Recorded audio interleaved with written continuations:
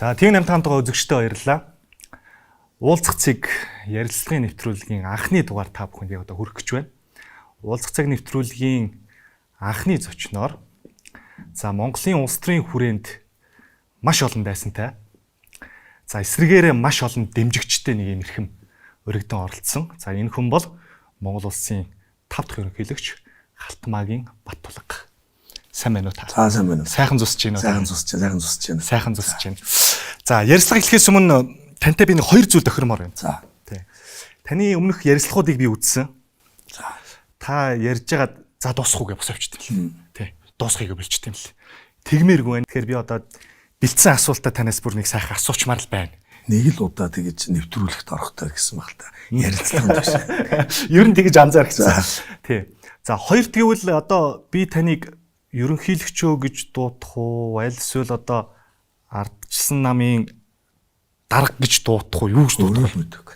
Өөрөө Батуул гэдэг нэртэй, манай дүүгийн нэртэй толгой хааж гэсэн байна шүү. Батуул хоёр уулзчихээд. За ойлгоо. Би таныг ерөнхийлөгчөө гэж дуудъя. За. Би таныг эхлээд танилцуулахдаа Монголын улс төрийн хүрээнд маш олон дайсантай.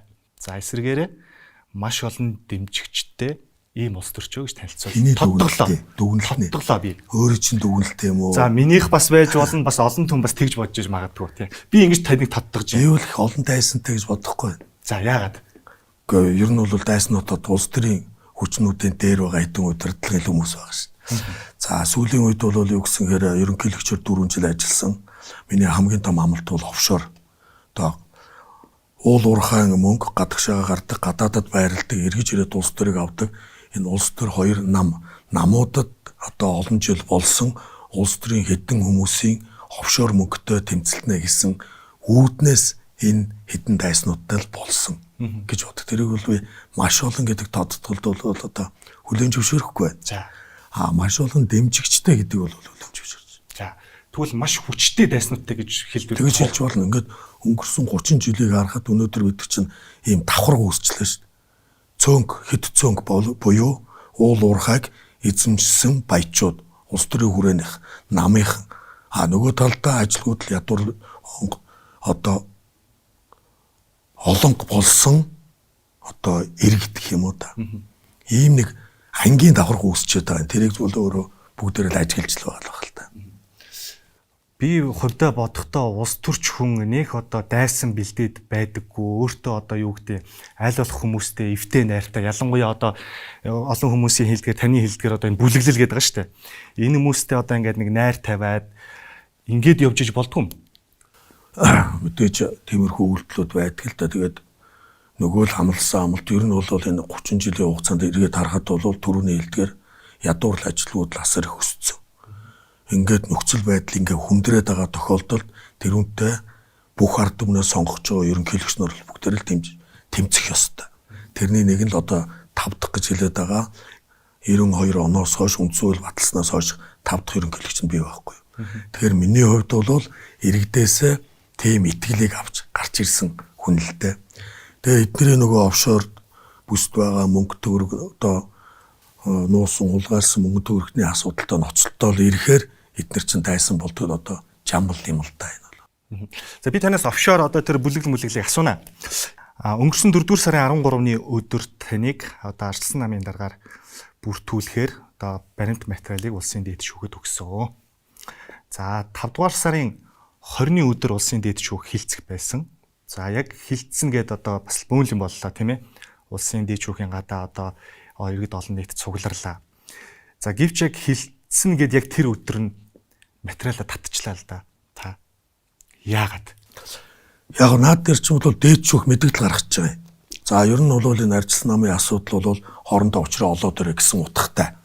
Тэрүүнтэй зэрэгцээд одоо эрдэнэ буюу одоо сүүлийн сонгуул, ерөнхийлөгчийн сонгуул, их хурлын сонгуул, орон нутгийн сонгуульд ялагдсан дүрмийнхаа дагуу ажиллаа өгөх ёстой. Эрдэнэ гэдгээр овголсон хэсэг бүлэг бас чагсаал хийчихэж байна. Ихс эсрэг талд нэг. Тийм эсрэг талд нь замынхаа нөгөө талд одоо энэ чинь нөгөө нэг юу шиг л болоод энэ манай сумын намууд гэдэг нэг юм өгүүлэг байдیں۔ Тэр үсгэл юм болж байна. Тэгэхээр юу гэж ярэ наа чинь бол бүгдээрээ улс төрч би өөрөө улс төрч одоо нийт хүмүүс одоо юу гэж харж байгааг мэдэхгүй. Тэрүүнтэй зэрэгцээд дээд шүүх мэдээлэл гаргаж яана гэдэг чинь хариу тодорхой байна л гэсэн үг. Хэрвээ хариу тэгж гарах юм бол 24 он хүртэл учраа олоодэ гэдгээр энэ улс төрийн нөхцөл байдал үргэлжлэх нэ гэсэн дүр зураг шин. Ийм тохиолдолд бид нар материалаа татахаас өөр арга байхгүй. Ингээд улс төрийн зөвлөлийг хуралдуулсан, улс төрийн зөвлөл өглөө 8 цагт хуралдсан шийдвэр гаргасан татхан зөв юм байна гэсэн. Тэгвэл би татдаг тийм бүтц биш тийм ч бас нам өөрөө хүнд сурталтай, бас процессуудтай ийм юм. За өөрөө санаж байгаа бол өнгөрсөн жилд их хурлын гишүүд тэргүүтэй өсөг улсууд ерөнхийлөгчд нэр дэвших үеэр бас өсөлтөн зарласан. Бас сонгуулийн орон дээр шүүхтэр бүртгээгүй. Ийм тохиолдолд бас дахиад Батүл тэргүүтэй тэр тулах тэгээд залуус тэргүүтэй нөхдөө тэр шонхор таавар гэдгээс арчилсан намын тугтайгаар дахиад зохион байгуулалтаар дайрч орж ирсэн. Одоо би зүгээр нэг улс төрч гэх юм уу та улс төрчдийн үйлдэлийг хэлье. Ирэх барьж байгаа намынхаа эсрэг сөрөг хүчнүүд нийлж тэмцдэг. Энэ улс төрийн хамгийн ихний онол. Сөргийн сөрөг дотроо сөргүүд хоорондоо байгаад байна гэдэг чинь ирэх баригчдын завраар л явж байгаа юм байна үстэй. Гисэн дүр зураг саяын тэр дээд шүүхийн нөхцөл байдал дээр харагдсан учраас ер нь бол энийг бол татхан зөв юм байна гэсэн л юм шийдвэр гарсан. Тэгэхээр та бүхэн ер нь бол одоо дээд шүүх бүртгэх их ёстой. Энэ бол одоо процессын дагуу явсан, хууль дүрмийн дагуу явсан гэдэг бат итгэлтэй байсан байж та уг нь бол. Дээд шүүх чинь улс төржөөл агаал байгууллага байхгүй юу? Одоо нэг юм Эрдэнэ гэдэг юм эрх баригчд маань одоо арга мэхтэй болчихлоо шүү дээ. Эрдэнэ байхад бол арчилсан юм ялахгүй маа гэдэг мэдсэн учраас тэрийг л ашиглаад яваад байгаа нь эрх баригчдын бас буруу биш л байхгүй юу? Эрдэнэтэй л байгаад байвал ялаад ах юм байна. Чи аюу гоё ойлголоо байхгүй. Олдсон мөнгө зарахгүй Эрдэнэгийг нь байлгачаа. Гэхдээ эдгээр буруу биш. Одоо би бас спортын өмнө өөрөө спортоор хичээлж байсан. Муу багаал амлж барилдаад байвал муу багтагаал өөрөө сакс тоглодог байсан тийм ээ. Тоглоол байвал ялаад ах юм байгаа үстэй. Ингээл хуйлуур байхгүй. Суглаа байхгүй тийм ээ. Суглаа байхгүй. 50 ч наадах дээр эрх барьж जैन бид нар шийдвэрийг гаргаад өгье. Тог болоо. Одоогийн эрх барьж байгаа нам 3 туудагаал их хурлын сонгуульд ялж засаглах галагаар бүтцсэн шүү дээ. Ийм л аюу тодорхой нөөдлөд. Одоо яг уу цааш та. Одоо улс төр өөрөө баян өнгөд үйл явдлага явж л байна. Хилцээрүүд явагдана, уулзалтууд явагдана. Тэгэл ажиллах л хэрэгтэй шүү. Улс төр төр байтал бид нар 30 жил зөвхөн шинэ нийгмийг 30 жил гэдэг чинь арчлалынхаа хувьд бол шинэ залуу улс байхгүй юу? Үзэх ёстой бүх юмыг үзэл явж байгаа. Гараал явах ёстой, үзэл явах ёстой, ялаал явах ёстой. Өнгөрсөн процессыг харахаар үгүй л байна л да. Үгүй гэвэл үгүй л байдаг юм байна л да. Айл процессыг яриад. Одоо энэ намын даргын асуудал, намын энэ хуваагдлын асуудал. Одоо энэ таныг намын даргаар бүртгэх асуудал. Та одоо ингэж ажиллана гэж штэ. Ажиллаад яаж ажиллах юм? Янз бүрийн аргууд байгаа шүү дээ. Бүх л аргыг хийж. За тооч шил доо. Ямар одоо тэр юм яриад ер нь бид нар бол улс төрийн зөвлөл гэж байгаа, ÜБХ-гийн гишүүд гэж байгаа. Тэгээд ер нь бол энийг дандаа өглөө бид нар уулзалтуудаа л хийдэг. Одоо яаж ажиллах вэ? Ямар арга чарга байна? Яг л энэ бидний тухайн асуудал шүү байхгүй би. Одоо өөрөө ажилласан уу юу? Сунгаанд явж байхдаа ярьж ирсэн. Энэ бол Монголын арчлалын асуудал шүү. Арчилсан намын асуудал биш ээ. Хэрвээ бид нар парламентын засаглалыг үнэхээр 92 оны үндсэн сонгуулиараа тогтоод, сонгоод, хуралдаад ингээд шийдсэн болвол энэ парламент 76-тай парламент олон намын бүрэлдэхүүнтэй байх ёстой. Яагаад? Яагаад бол алдаа дутагдал ирэх барьж байгаа нэг нам хит олонго бол гардаг. Сүүлийн 2 сонгуульд гарч л байна л. Хэрвээ олон намын тогтолцоотой олон хүмүүс байх юм бол тэнд бас сөрөг хүчний үүрэг оройл байж ээж эрүүл сарвал болтгоо. Намын шийдвэр гарлаа, их хурал батлаа. Намын шийдвэр гарлаа, их хурал батлаа. Намын бүлэг батлаа, их хурал батлаа гэдэж болохгүй л гэж байгаа юм. Одоо тэр процесс яг л тэгж яваад ш тань. Энд одоо тэгж яваа. Тэгэхээр сонгуул өөрөө энэ гажиг болжээ. Арчил маань гажуудчээ. Сонгуул өөрөө юу болсон бэ гэхээр санал худалдаг авдаг болжээ. Санал худалдаад авдаг болцсон байна. Санал худалдаад авч яана гэдэг чинь тэр хүн сонгуулаа өөрийнхөө өсөлтөөр хийж чадахгүй болцсон байгаа байхгүй. Яагаад? Яагаад гэвэл ядуу байна. Энэ 30 жил чинь бид түр үйлээс уулзалт ярьсан. Ядуу маш их том давхаргыг бий болгоцоо. Дундаж давхарга байхгүй болцоо. Нөгөө ажлын байрыг бий болгодог дундад давхарга, сэхэтний давхарга, инженерийн давхарга энэ ч байхгүй болцоо. Нам дагсан хит баячууд ба бусад гэж. Тэгэхээр энэ өөрөө энэ улсын тусгаар тогтнолт цаашдын нөхцөл байдалд аюултай учраас энэ парламент дотроо олон намын бүтцийг оруулж ирээ гэж л яриад яваад байгаа тод жишээ нь арчилсан нам юм л да. Яг би цаашдаа ажиллана гэдгийг ойлгохгүй л байна л дээр хэлэх чинь. Энэ асуудлаар бүхэл бүтэн улсын хурлын гишүүд үзэсгэлэн зарласан шүү дээ. Тэгээ нэмэргүй гэдэг нь ойлгомжтой боллоо шүү дээ.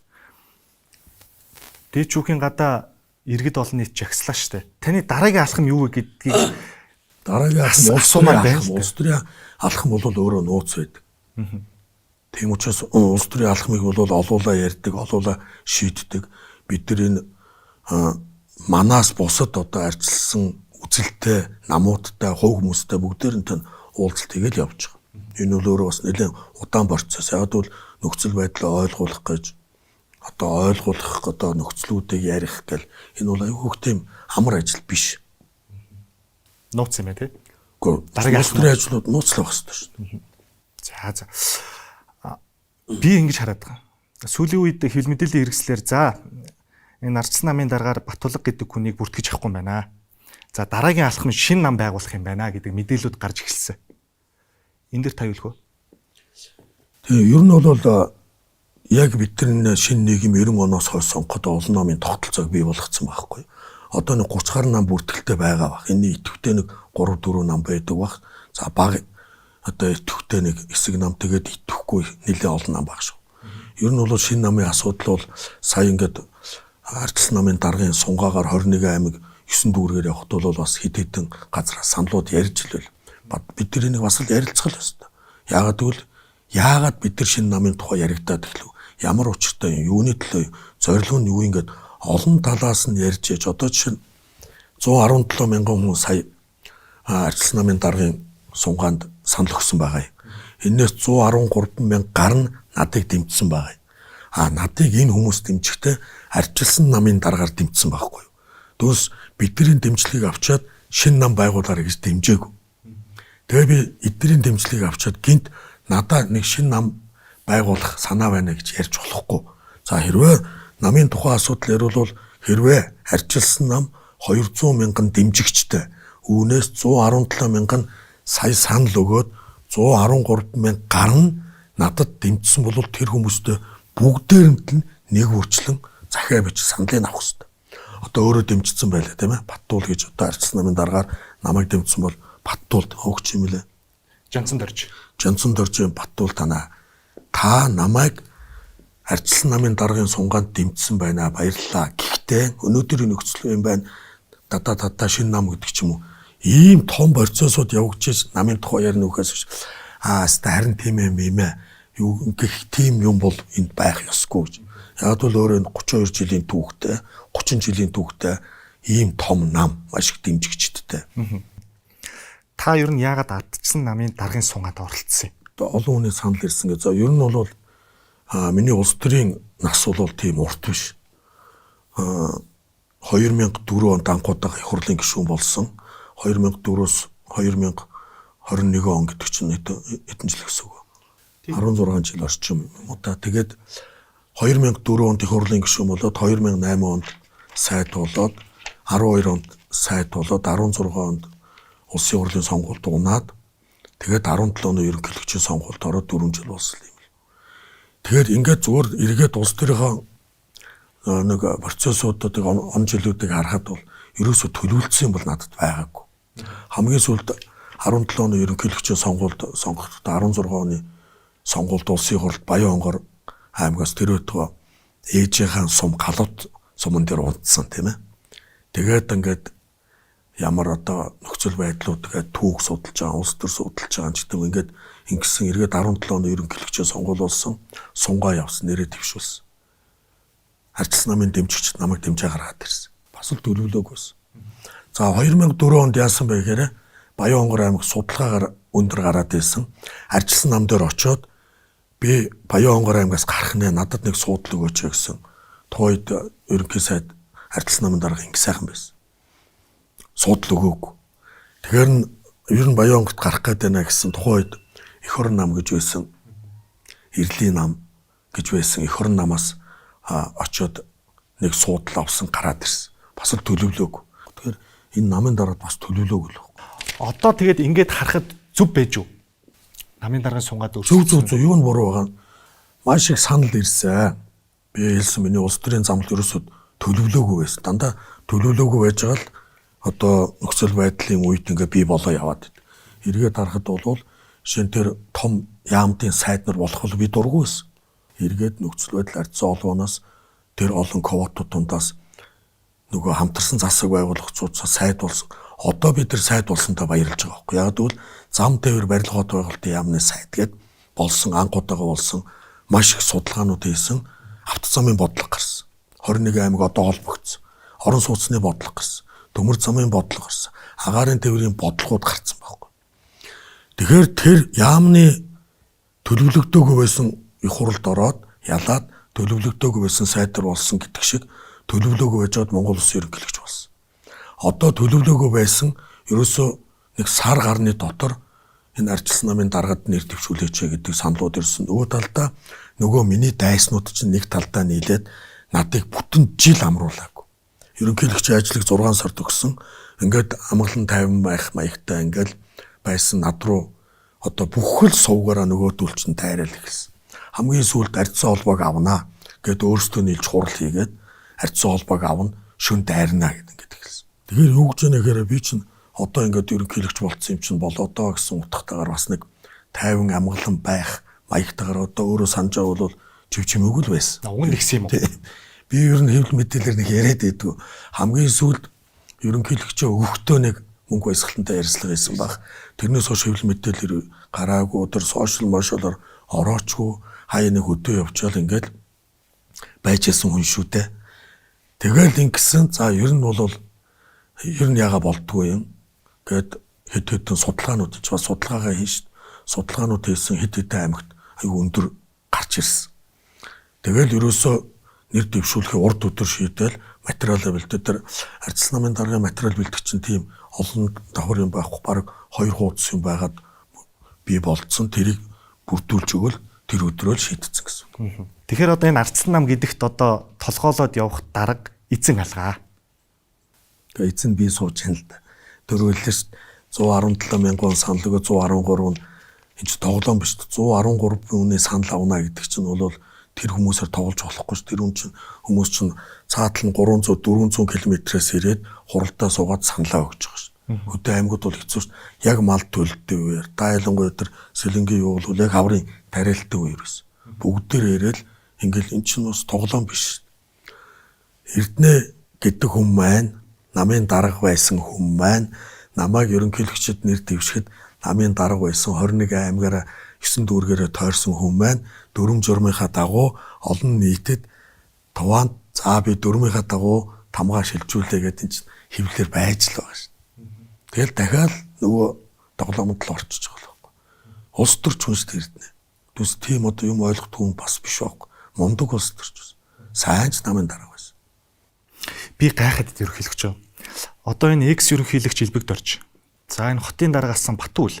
За одоо таны саяны хэлж байгаа Эрдэнэ тэргүүтээ энэ хүмүүс л одоо таныг бол одоо энэ хорвоо дэлхий дээр баймгүй муухан гэтэл нэг ийм юм одоо зөвхөн цогсоо зайгүй ярьдаг боллоо. Өөрсдөөс нь даасуу.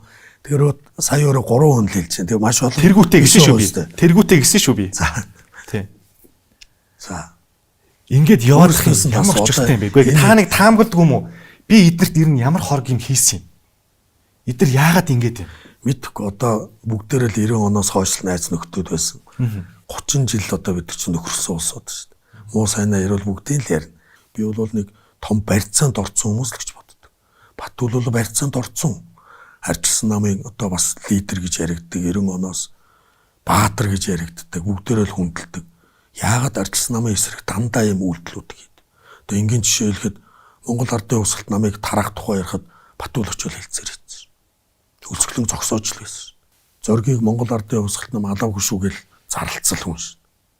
Тэгээс бид нар алсан гэж. Энүүгээр одоо хүртэл ардчилсан намайг 20 жил ялаллаа ш. Өөрийгөө ч ялаллаа ш. Тэгээ энэ хүн бол их том барьцаанд байдаг хүн гэж би ойлгоод. Бид нар бол маш дотн найз. Надтай найзлж ясан тэр түүхээ бодоод надыг муулахтаа бас над руу ярьж болно ш. Ядаж.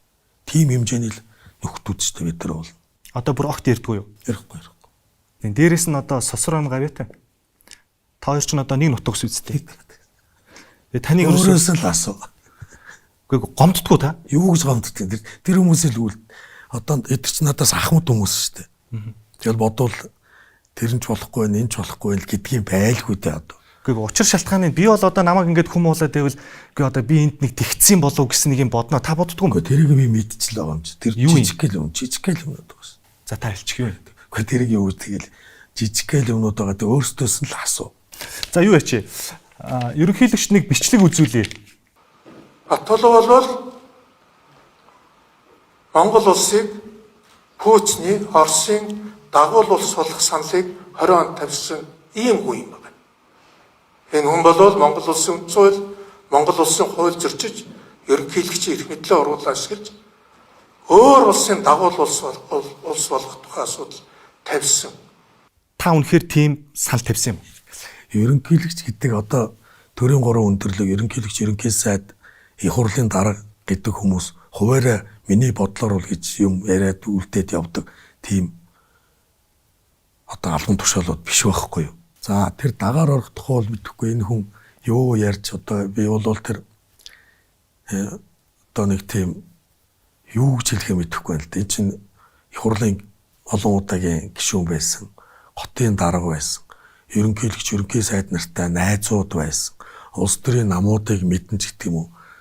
Улс төрийнхөө өнөөгийн нөхцөл байдлаар бол нэг ерөнхийлөгч дагаар орох тухай ярьдаг 21-р 100 мөн үү, энэ үе мөн үү, тэр мэр бүгдийг мэдчих хэвээр байна. Тийм юмд бол хүмүүс итгэхгүй байна. Чи бол итгэхгүй шүү дээ. Тэгээд хоёр хүн тохироод тэгээд дагаар орчдөг улс орон энэ улс төр байна уу? Тийм дэлхийн ертөнцийн мөн үү? Тэрийг баримттай ярих хэрэгтэй шүү. Одоо баримт гэж нэг юм байгаад улс төрч хүн баримт ярих хэрэгтэй. Баримтаар тэр юм нотлогдох хэрэгтэй. Хэрвээ тийм аймар хүн юм бол тэрийг нөгөө тагнуул магнуул энэ бүх юмд нь өгөөд шалгуулах ёстой шүү. Тэр ирэх нь байж байгаа шүү. Одоо миний ойлгож байгаагаар бол манайр саяхан хэд хоног суучаад гарч ирэх шиг болно лээ те. За одоо шүүх хурланд хойшлоод байна л. Биш ээ. Тэр хойшлтор чинь урд нь байсан байхгүй. Сая суучаад гарч ирэнгүүтээ тэрийг яриад би зүгээр л нөгөө дотроо бодоод энэ одоогийн хэрэглэх газрын дарга буюу хуучнаар хууль зүйн хэргийн сайд байсан нямд орж байгаа гарч ирээд зоргийн хэргийг Батүл захиалсан гэж ярьцсан шүү. Тэгсэн. Тэр хүнтэйг л үзмээр санагдаад байгаа юм. Энэ хэрэг захиалагчаар Батүлыг татсан. Тэр Амгалан Баатрын мэдүүлгээр шүү. 16 оны 9 сарын 2-нд Батүлыг хамтарч зургийн намд талдсан гэж яллагдагчаар татаад нотлогдож байгаа тул гэдэг өгтэйгээр шүү. Тэр Амгалан Баатар гэдэг нь 14 оноос хойш Батүлийн талаар яриад байсан. Чи айгүй том ноцтой хэрэг. Найзыг нь алсан хэрэгт нөгөө намынх нь хүн гүтгчлээ шүү. Гэтэ үзэхгүй байгаа тий. Тэр хүнтэйгээ үзэж болно доо. Үзэхгүй байгаа тий. Нөгөө нөхөрлж исэн одоо 90 оны билүү 91 оны хамгийн анхны арчсан намын хурлыг хийхдээ Батүл даргаараа сонгохдоо би санхүүжүүлээ сууж ирсэн ба шүү. Ерөнхийлөгч би таныг үндэсний үзэлтэй гэж ойлгодог байхгүй юу? Би үндэсний үзэлтэй гэж боддог хэрэг. Барууны үзэл үндэсний үзэл хоёр юугаар өөр? За яг хит барууны үзэл гэж байгаа юм л да. Энэ дээр бол ялгаа цалахад их хэцүү. Яг бол барууны үзэл гэлтэгэл бүх юм одоо бидний нэг сонгосон капитализм гэж яриад байгаа чинь 90 оноос хойш барууны буюу чөлөө зах зээл энэ чөлөөт эдийн засаг хүн хэвлэн нийтл хэлж ярих хэрэгтэй гэдэг юм сонгоод явлаа штэ. Энэ маань өнөөдөр өөрөө гажуудчихжээ. Арчил маань гажуудчихжээ гэдгийг энэ даяарч сүүлийн 5 6 жил за 10 жилийн нөхцөл байдлыг харахад бол энэ гажууд л өөрөө тодорхой болж эхэлж байна. Да ялангуяа саяын цар тахал, саяын Украинд дай.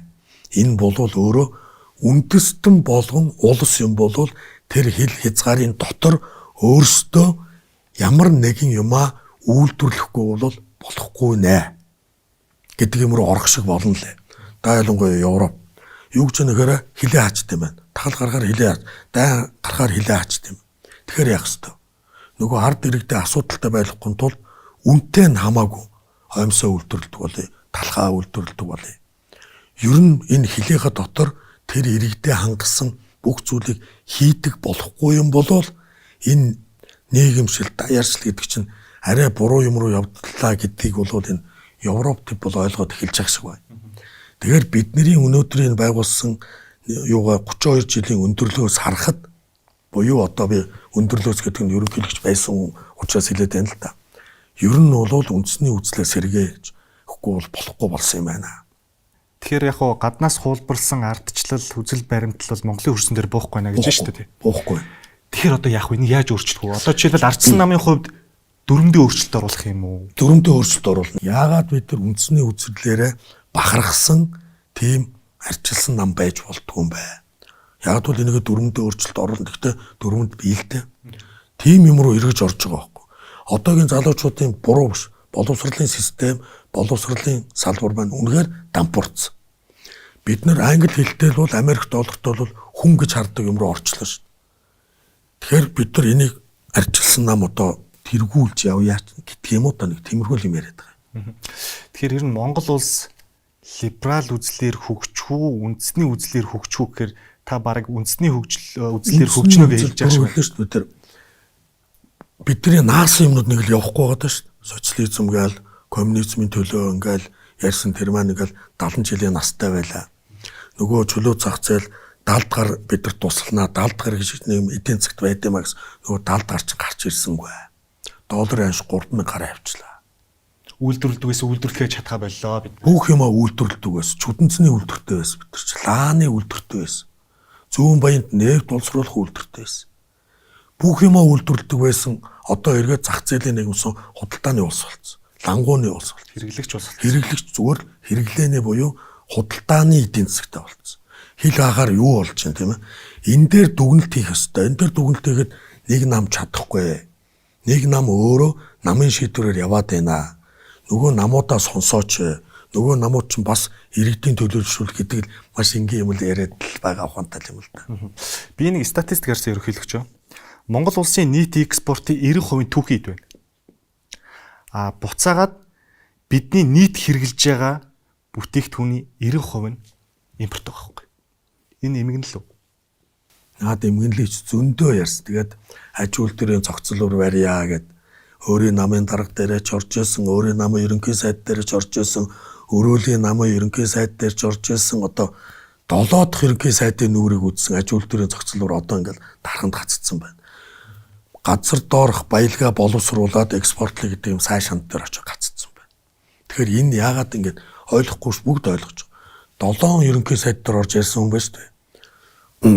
Их хурлын гишүүн байхдаа ярьсан, сайд байхдаа ярьсан, ерөнхийлөгч байхдаа ярьсан. Одоогийн энэ ерөнхийлөгч бас энэ хүнсний аюулгүй байдал мэдлгээд бас энэ асуудлыг яриад эхэлж явах шиг байна. Гэхдээ хэцүү. Яагаад? Ерөнхийлөгчийн төсөв бүр маш бага. Гадаад томилт гэл ингээд дуусна. Заавал их хурл засгийн газартайгаа харьцчихэж тэр хөрөнгө мөнгийг ярьдаг. Миний хувьд бол нэг талдаа азгуудын ерөнхийлөгч яваад бол эхний 17 онд ерөнхийлөгч болоход 9 арчилсан намын гишүүнтэй. Тэгсэн. Шийдвэр гаргаж чадахгүй. Цөөнхийн цөөнг.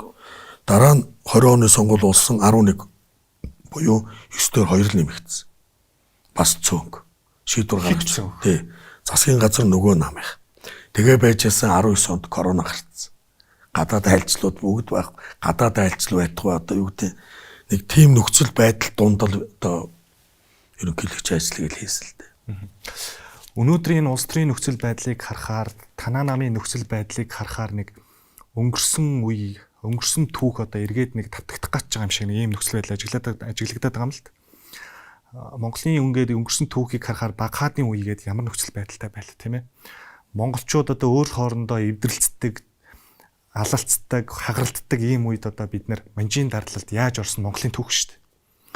Тэгэд ийм нэг нөхцөл байдал руу орчих уу гэсэн нэг зөвхөн хувь хүний нэг ийм гуниг байна л да. Эн чинь өөрөө ингээд эргээд энэ хагаралдаан энэ улс төрийн нөхцөл байдлууд чинь тэгээд нөгөө том гүрнүүдэд ашиглагддаг. Бид нэр 13 дугаар зуунд Евразийг дамсан том гүрэн байгуулж ирсэн тийм ээ. Гүрэн байгуулахдаа энийг бас ашиглаж ирсэн. Хагал эзэлгэж. Дараа нь дахиад агшихтаа энүүнтэй өөрсдөө эзлэгдсэн. Шин ойрдын халахын хоорондын зодон болвол манчид дагаар орохын хүүсвэр байсан. Зүүн гарын ус гэж ямар том улс вэ?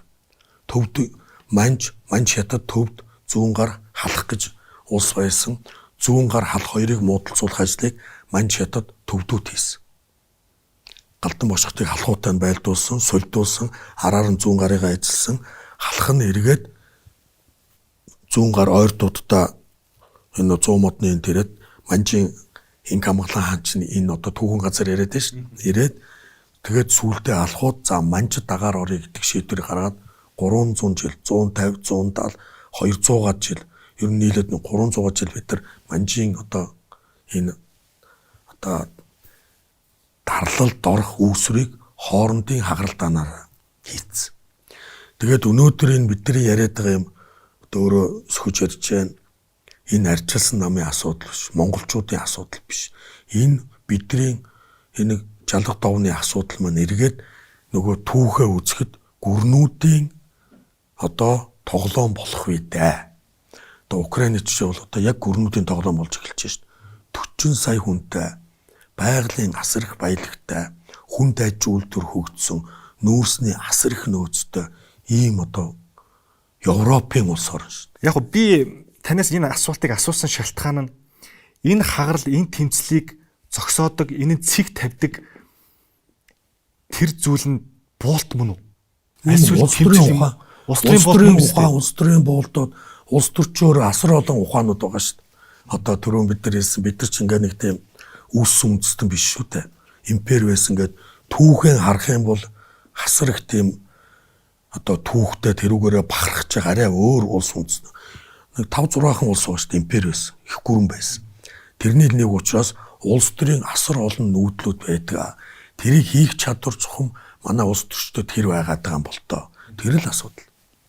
Тэрний нэг нь та байж чадах юм шүү дээ. Мэдээгүй. Байхыг хичээнэ. Болох байлгүй. Болно л гэж бодож байгаа шүү. Энэ буулт хийчихвэл яа дээ? Гэхдээ бүгдээр л буултын, бүгдээр л довтлно, бүгдээр л ярилцсан. Ярилцлагаас үүсэн шүү. Тэгтээ юуны төлөө вэ тийм ээ? Юуны төлөө буулт хийдэг, юуны төлөө довтлтыг, юуны төлөө эзэлдэг, юуны төлөө үхдэг гэдэг чинь өөр утга учиртай л байх хэрэгтэй шүү. Монголын эрх ашиг мөн үү? Монголын эрх ашиг. Ер нь Монголын эрх ашигын төлөө яваад байгаа шүү. Миний яриад байгаа юм бүгд л Монголын эрх ашигын төлөө шүү. За та их олон юмтай нэр холбогдноо. Тэгээд өнөөдөр бүр таныг зөвшөөрөхөөр бүстэ бүр нэг нэгэнгүй шүүлээ. Одоо асууя. Төхөө. За. Хөгжлийн банкны зээлтэй Хөгжлийн банктай та нэр холбогдсон. За, таны зөвлөхөөр ажиллаж исэн Ууган Баяр гэдэг хүн 142.4 тэрбум төгрөгийн зээл авчээ. За, та зөвлөхөөрөө дамжуул зээл авчээ гэж ойлгогдчих. Та зээл авсан уу? За, Ууган Баяр бол дотоодод нэлээд гайгүй сургууль төгсөөд ерөнхийдөө бол бараг 17-8 тагаас над дээр ажилласан баг. Ер нь нэг ийм 20-30 залуучууд ажиллаж ирсэн над дээр. Олон салбар дээр. Тэрний нэг нь уугнаатай яаж олгож байгаа нөхөр уугнаа гэр хорооллыг орон сууцжуулах гэдэг энэ улсын хурд дээр батлагдсан тогтоолын төслийг хэрэгжүүлэх гээд тэр яармгийг шин яарм гэдгээр нүүлгэж тэгээд яармын сулрангууд дахиад тэнд нь хороол барих гэсэн тогтоолын төслийг хэрэгжүүлэх гэж яваа бизнесмен залуу байхгүй. За. Тэгээд миний зөвлөх гэдэг бол тэдэн 100 хүн биш. Саяхан Батцуур зөвлөсөн. Батцуур зээл бол бас надтай холбоотой. Наад чинь тэгэхээр яаж байна гэхээр хөгжлийн банкнаас зээл авсан байна. Хөгжлийн банк зээл өгсөхдөө барьцсан л байх хэвээр. Төлцсөн байх хэвээр. За тэгээд энэ тогтоол хэрэгжүүлсэн гэж ярих гэдэг шүү. Тийм байна. Тэгээд энэ юм өөрөө гацаа. Наад залууч нь гацаад наддаар овоглогдоод баг миний одоогийн наснаар наад хөгжлийн банктайгаа нийлээд 6 дахь удаага эрүүгийн гэмтэр үүсэж байгаа. Гацсан гэдэг нь юу гэсэн үг лээ? Нөгөө л улс төрчөөр гацаахгүй юу? За. Ингэж ирүү үүслээ, тэгж юу яала. Өөр баг л тэгж ярьтیں۔ Тэгээд юу тулгахаа өөрөөс нь хол байхгүй болохгүй юм байна гэд надад сүүлийн 2 жил надтай бол уулзаагүй. Хөгжлийн банкнаас зээл авахтан та нөлөөлөөгүй. Юу үс нөлөөлөх юм бэ? Тэр чинь нөлөөл яг бол би дөрөв хэлдэж надад 9 их хурлын гишүүнтэй харьцсан намын тийм л бүтц байсан. Би одоогийн ирэх барьж байсан өмнөх сонгуулийн ирэх барьж байсан хүмүүст хүн тавих ямарч боломжгүй албан тушаал байсан баг. За хөгжлийн банктай дараа өөр бас нэг маар холбогдноо. Монголын ардчилсан холбооны газрыг барьцаалаад зээл авсан. Яг хөө таны нэг гарын үсэгтээ өдөртөх зүйл, мохын өдөртөх зүйлийн тогтоол гэдэг таны гарын үсэгтээ нэг юм яваад байдаг. Би 17 оны 7 сарын 15 гаруй хөргөс ерөнхийлөгч болцсон. Тэгэхээр ерөнхийлөгч болсон хүн зөвхөн ерөнхийлөгчийнхаа баланкин дээр л гарын үсэг зурдаг. Өөр юун дээр зурхгүй. Ерөнхийлөгчийн гарын үсэг зурхаа тэнд ажлын аппарат байдаг. Тийм үү. Тэр аппаратаар орж ирээд юун дээр гарын үсэг зурн зурхгүй чинь олон дамжлагаар орж ирээд хамгийн сүүлд нооргон дээр зурна. Нооргон дээр зурж баталгаажаад буцаж орж ир зурдаг байхгүй. Энд чинь тийм амар одоо тэр Батүлээ яриад байгаа дагаар орох тухай асуудлыг нөхөж ярьдаг. Одоо юу гэдэг ерөнхийлөгч тэгээд тэнд нэг зээлийн баталгаан дээр бичиг баримт өгдөг юм одоо хорвоо ертөнцийн дээр байхгүй болол гэж би бодож байгаа. Нэр ерөнхийлөгч болсонд хамаагүй гарын үсэг зурж болохгүй шүү дээ. Тэр чинь ганцхан албан тушаал үлддэг байхгүй юу? Өргөн тэргүүн байна, ерөнхийлөгч. Тэгэл болоо. Бус албан тушаал хуулиараа автоматар байхгүй. Ерөнхийлөгч болсны дараа зурсан зураг байгаа даа байхгүй. Тэрийн тэгээд тэд нар өөрсдөө нотлно үз. Ер нь Монголын арчилсан холбооны барьцаанууд ер нь ямар явдаг юм? Одоо хамгийн их ядарсан за ганцхан барьцаанууд ш. Ер нь одоо ингээд сая 21 аймгаар явлаа. Нам бус болвол тэгэл дуусаа. Чи арчилсан намыг гэл цэнхэр тамга духан дээр наалгаад тэр хүн өр удмаар одоо 3 дахь үерүүг орж яллагж байгаа. Өөрөө яллагтаа дууссан, хүүхэд нь яллагтаа дууссан одоо ач хуч руугаа орсон. Чи арчилсан намыг тийм хөдөөч нөө цөөхөл бүгдээрээ мэддэг. Тэгэхээр 3 сая хүнтэй энэ цөөхөн монголчууд ингэж болохгүй. Одоо бид нар бүх юм хагарлаа. Намаараа хагарлаа, ламнар нь хагарлаа, бүхчүүд нь хагарлаа, спортын байгууллагууд нь хагарлаа. Ер нь хагралтаагүй юм байхгүй. Энэ бол өөрөө нөгөө л гүрнүүдийн бодлого алсураа хэрэгжил яваад байгаа. Тэгээ би миний байнга ярьдаг юм бол одоо би шинэ одоогийн ерөнхийлөгч болсноос нь хойш 6 удаа уулзсан баг. За тийм үү. Ер нь бол хамгийн сүүлд тэр ерөнхийлөгч нарыг дуудаж уулзлаа тийм. За ерөнхийлөгч болсон хүн бүх ард түмнээ сонгогдсон шүү. Өөрөө намаасаа гэж байгаа боловч ер нь бүх ард түмнээс гэж байгаа учраас бүх ард түмэн лүгөө хандсан бодлогоо бариарай. Энэ намуудад чинь ингээд энэ арчилсан намыг дэмжснээрээ насаараа ажилгүйдэл ядуурл ийм нөхцөл байдалтай боllогдсон хилмигдсэн маш том бүтэц бий болсон шүү гэж хэлсэн. Ер нь их маш ядруу явдгийн шүү. Одоо миний яриаг сонсоод арчлынх нь марг үйлчлээ. Та тэгээ цаг бүртний энийг хилээ явуулчихад яадаг юм.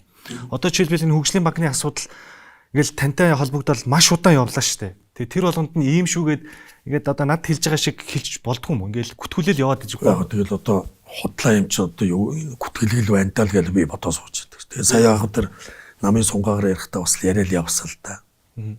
Үгүй тэгээд гүтгэлэг гэдгийг ч хүн ойлгохгүй л дээ. Энэ Батуулагчин ёстой айхтар муу хүн байна л гэж хүмүүс ойлгоно шүү дээ. За дараагийн таны нэр холбогдсон дэмжээд байгаа юм да. Сая тэр сая сунгаагаар явахд би бас тэгж хүлээж авах гэж өрөөсөө бодоагүй. Халуун дотн л хүлээж авч байлаа. За дараагийн таны нэр холбогдсон нэг юм асуунаа. Нэг өмгөөлөгч хуульч залуу байдаг юм байна.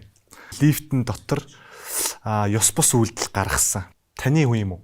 Миний хүн биш. Ерөнхийдөө надыг тойрсон биелж маш олон найз нөхдүүд байдаг. Одон медаль ярьж орж ирж байсан. Ерөнхийдөө ийм хүмүүс надад. За би өнгөрсөн 4 жилдээ ингээд ерөнхийлөгчтэй уулзч хүмүүс бүгд бүртгэлтэй байдаг. 4 жилийн хугацаанд нийтдээ өдөр болгон доотлон 30, дээдлэн 100 хүнтэй уулзчихсан байна. Өдөр болгон шүү. Тэр хүмүүс болгонтой би уулзсныгаа тоолоод авах надад ямар ч боломжгүй. Байнга орж ирдэг хүмүүс гэдэг бол одоо тамгын газрын дарга бол байнга орж ирнэ. Ерөнхий сайд бол орж ирнэ. Их хурлын дарга бол байнга орж ирнэ. Зарим сайд нар орж ирнэ. За үүдэн суугаад байгаа их хурлын гишүүд байвал оруулж ирнэ гэдэг ч юм уу. Бас цензуртай хүн болгонтой уулзахгүй. Тэгэхээр л ерөнхийдөө л нэг юм тэгэхээр энийг гаргасан хүмүүс маш тодорхой байхгүй юу. Нөгөө л улс төрийн офшорт мөнгөтэй байсан Монголд ашиггүй одоо гэрээ хэлцээрүүдийг хийсэн ийм хүмүүсийн гомдлоор энэ үндээр ял үсгэцэл байхгүй. Тэгэн чинь аль бие ёсны над дээр энэ хүмүүс халуун тушаал байхгүй. Зүгээр над ер нь бол таньд юм уу та? Таньдаг хүмүүсүүдийн нэг байхгүй. Тэгэхээр таньдаг хүмүүсүүдийн нэг тийм учраас энэ хүнийг одоо олцлогдоод ингээд явсан байна гэж л би хараад байгаа шин. Таны өмгөөлөгч ажиллаж байсан юм уу? Тийм байхгүй. тагнуулын ерөнхий газраас нэг ноцтой мэдээлэл хийсэн та харсан уу? Нэг буу. Нэг буу муутай. За тэгэхэд нэг 10 гаруй галц зэвсэг олдсон. Би тэр болгоныг бүгдийг мэдэхгүй шүү дээ. Харсан эдэн ангийн буу байлаа. Тэгээ хэдэн хүн барьсан гэсэн бодвол тэр ноцтой юмнууд л явж байгаа. Хүн битээ хилмигдүүлээсэй л гэж бодож. Үгүй таныг тэрнтэй холбоод Одоо холбох гэж л одоо өөрөө ч яриад байгаа юм бол тэр холбох гэж яриад байгаа учраас л сонирхолтой байгаа байлгүй тийм ээ. Тэрийгээ тэгэл мухарлал явна. ер нь нөгөө нэг технологи л яваад байна гэж хэлэх гээд нөө та. Байдал технологиуд л. За. Сахал Эрдэнэлэг гэж хүн байдаг. Одоо хоригдож явах шиг байна. Энэ хүнтэй та ер нь яг ямар холбоотой? Тийм. Тэгэхээр бид нар чинь их цөөхөлнө шүү дээ. Би юунаа танихгүй юм байхгүй. Та ялангуяа улс төрийн бизнесийн өрөөнийх. За ингээд 90 онд шилжсэн бид нар. Нөгөө шинэ нийгэм рүү орсон. 2 сая хүнийг одоо зүгэрл байсан. Далай дээр шагсаа зогсоож жагаад нөгөө далаа руу хөмөрцсөн. Зах зээлийн нийгэм рүү орж шít. Сэлж чаддаг юм бол ирэг дээр гар. Чадахгүй бол чив. хохино гэсэн. Ийм нийгмийг бид нар сонгосон байхгүй. Бид нар 80-аад оны сүүлээс найз нөхөд байсан. Нөгөө Динжээ мянган зах тэгээд чуудаа бөхөр барилддаг байсан. Ер нь бол бизнесийн найз нөхдүүд. Бид нар ч нөгөө компани байгуулаад 20 залуу нийлээл явлаа шүү дээ. Тэдний нэг нь байхгүй. Тэгээд 90 он болсон компани байгуулсан, нөгөө ганцанд явсан, янз бүрийн 8-аар орсон, улс төрчтэй танилцсан. Одоо юу гэж хэлэх гээд байна гэхээр жолооч гэж яриад байгаа. Наач жолооч биш. Таны жолооч байсан л гэдэг аа. Тэр үуч чинь бид нар жолооч молоочтой байх юмч боломжгүй байхгүй юу? Бүгдээрээ нэг эхлээд хуучин машин аавна. Одоо би сандгийн Монсонкийн баярхуу одоо тэр чоны инколд гэж бид гурав эхлээд чоны инколд $500 хуучин лата авч ирсэн. Дараа нь Монсонкийн баярхуу нэг шар лата авч ирсэн. Дараа нь би нэг улаан лата авч ирсэн. Одоо бид гуравч одоо анхны хувийн машинтай болж байгаануудын хэсэг байна шүү дээ. Ингээ явж байгаа нэг хэсэг залуучуудын нэг нь байхгүй юу надад ч. Би улс төрлөө орсноос хойш ерөнхийдөө салаад эхэлсэн л дээ. Тийм үү. Тийм нөхцөл байдлууд яг бол энэ чинь байдал технологиуд байхгүй. Одоо жишээн төр Монгол ардын хувьсгалт намын нарийн бичиг байсан сайд болсон Яотхон баяр гэж байна. Бас л миний одоо Баянгол чөчтуудлын менежер л байсан. Нөгөө бид чинь жижиг байх бүгдээрээ бие биенээ таньдаг. Тэр үед бид нар ингээ ганцганаас эхлээд 80-аад оны Дэнжин мянгаас эхлээд явсан одоо сайхан самбуу гэл бид нар ч бүр дээр үеийн л бас надаас ахмадалтай тэгт. Ингээ ярил одоо хэдэн мянган хүн би ярьж чад. Тэдний л нэг нь яг го бизнес ухаантай ер нь бол гүйлгээ ухаан маш сайтай. Найз гэдгээр бол найз гэхдээ жолооч байгаагүй бид нар ингэсэн би улс төрлөө орсон нөгөө хүн бизнес рүү л орсон. Ийм л салаа зам л байхгүй. Тэрнээсээ шуулцаг юм уу? Уулзаг. Миний улс төрчдөөс хөндөрсөн шалтгаан тийм шүү. Надгүй юм байхгүй л үст арчилсан. Бүх лидерүүд надаас мөнгө авдаг. Намын хурлаа Баянголд хийдэг, Баянголд амруулдаг, унтуулдаг. Тэгэл би бүр салахын төс болсон. Хоолоо идчихэл архи уучаал босоод яваадаг. Согтоол унч. Гар өсгөө зурхгүй. Одоо ийм улс төрчдөл байсан. Тэгэд би за нэг арга байна. Улс төрт орё өөрийн хуралт дэвш. Баян онгорлоо цухтаас. Ер нь ийм л аргаар би улс төр тэдрээс салсан хүн байхгүй. Яг одоо байгаа энэ гишүүд нэг ийм л юм яриад байдаг л да. Одоо энэ хөтлийн цемент жохоо. Энэ одоо хувьчлаа хийхэлсэн үеийг тантай холбоол гэдэг юм. Тийм байхгүй. Тэр чинь хувьчлал гэдэг чинь өөрөө албан тушаалт их хурлаас дахиад юу хувьчлах вэ гэдэг их хурл баталж жагсаалдаг тий. Жагсаалт гараад тэрийг хувьчлаа, энийг хувьчлаа, энийг гэх тэр хувьчлалын дотор дундуур нь юм жихэж оруулдаг тийм одоо мангуу тэнэг хүн бол одоо хүртэл байхгүй л гэж бодож байгаа. Тэр нь одоо шалгаж байгаа өөрийн суулгац учраас тэр нь шалгаал гараад ирэх баг. Би тэгэл тэнд очиод би цементний үйлдвэрийн хувь авъя мавъя гэдэг. Миний натурд тийм байхгүй учраас би тэгээд тэр нь шалгатаад тэгээд нэг тийшээ болчих л гэж гордод яваад байгаа шин. За ойлголаа. Ер нь бизнес их хэцүү юм байна доо. Хэцүү. Улс төрчин дарамтлаад идэв юм шүү. Улс төрчтөнд дарамтлаад ер нь Монгол бизнес гэдэг бол бас л тамаар гарна шүү. Тамаар туулж гарна шүү. Одоо арьс намд бол бизнесүүд байхгүй. Яг тэгвэл арьс намтай холбогдох юм бол татварын шалгалт ороод тэгээд дуудаал ингээл яваад. Нөгөө нам дээр очиж чимээгүй шиг байж ижил бизнес хөгждөг юм л бүтцээр орчлоо. Нийгэм нөгөө болох. Бүх бизнесмэнүүдийн нэг ярьж байгаа шүү. За та ерөнхийлөгч байхдаа ерөнхийлөгчийн одоо үүрэгт ажлыг хийж байхдаа 5-7 баян чиглэлийн, за 5-7 гашуун сухай чиглэлийн төмөр замын ажлыг эхлүүлсэн. Энэ ажлыг зэвсэг түвшний жанжин штаб ялангуяа тэр 5-7 баян чиглэлийн төмөр замыг бол зэвсэгт хүчин хийж хэрэгжүүлнэ гэдэг санаалж гаргаад хийсэн. Одоо ашиглалтанд орох гэж байгаа шүү гэн тийм ээ. За юу гарч ирсэн гэсэн чинь та зэвсэг түвшний жанжин штабд далах чихэр компанийнхаа талхыг нэг ширхгийн 20,000 төгрөгөөр цэргүүдэж ахжээ. Амар бизнес. Цөм хийх хүн байх юм уу? Тин ч одоо хэдэн цэрэг ажилласан юм бэ? 6-7 мянган зэрэг ажилласан баг шүү. За нэг талхыг 20,000 төгрөгөөр шахсан байгаа шүү. Би одоо тэрийг яаж тийм одоо жишээ нь тэр яриад байгаа залуу нь хууль зүйн дэд сайд байсан хурлын гишүүн залуу байхгүй. Юмыг наанта цаантайг мэддэг. Одоо жирийн хүнээс асуухад талх 20,000 төгрөг байдаг гэдгийг яаж хүлээн зөвшөөрөхгүй шүү. Талх 20,000 болох юм бол бослог гарна шүү. Шахацсан юм шүү харин. Гэхдээ шахчих гэсэн нөгөө шахуулж байгаа хүн чинь хүлээж авах хэрэгтэй байсан. Тэрийгээ тэр одоо өөрийнхөө хүлээж авч байгаа тэр юунд одоо бичвэр дээрээ бичээ цангуудаа өгнө үсттэй.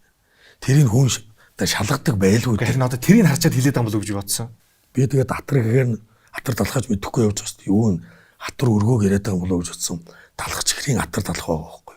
Би тэр үйлдвэрүүдэрээ улс төрлөө орсноос 15-20 жил бараг очоогоо бүх хүнээс нь асуугаар. Тэгээд гайхгүй юу? 20,000 төгрөг гэдэг чинь одоо юу гэсэн үг юм бол. Тэгээд тэр дэд сайд хүн ярьж байна.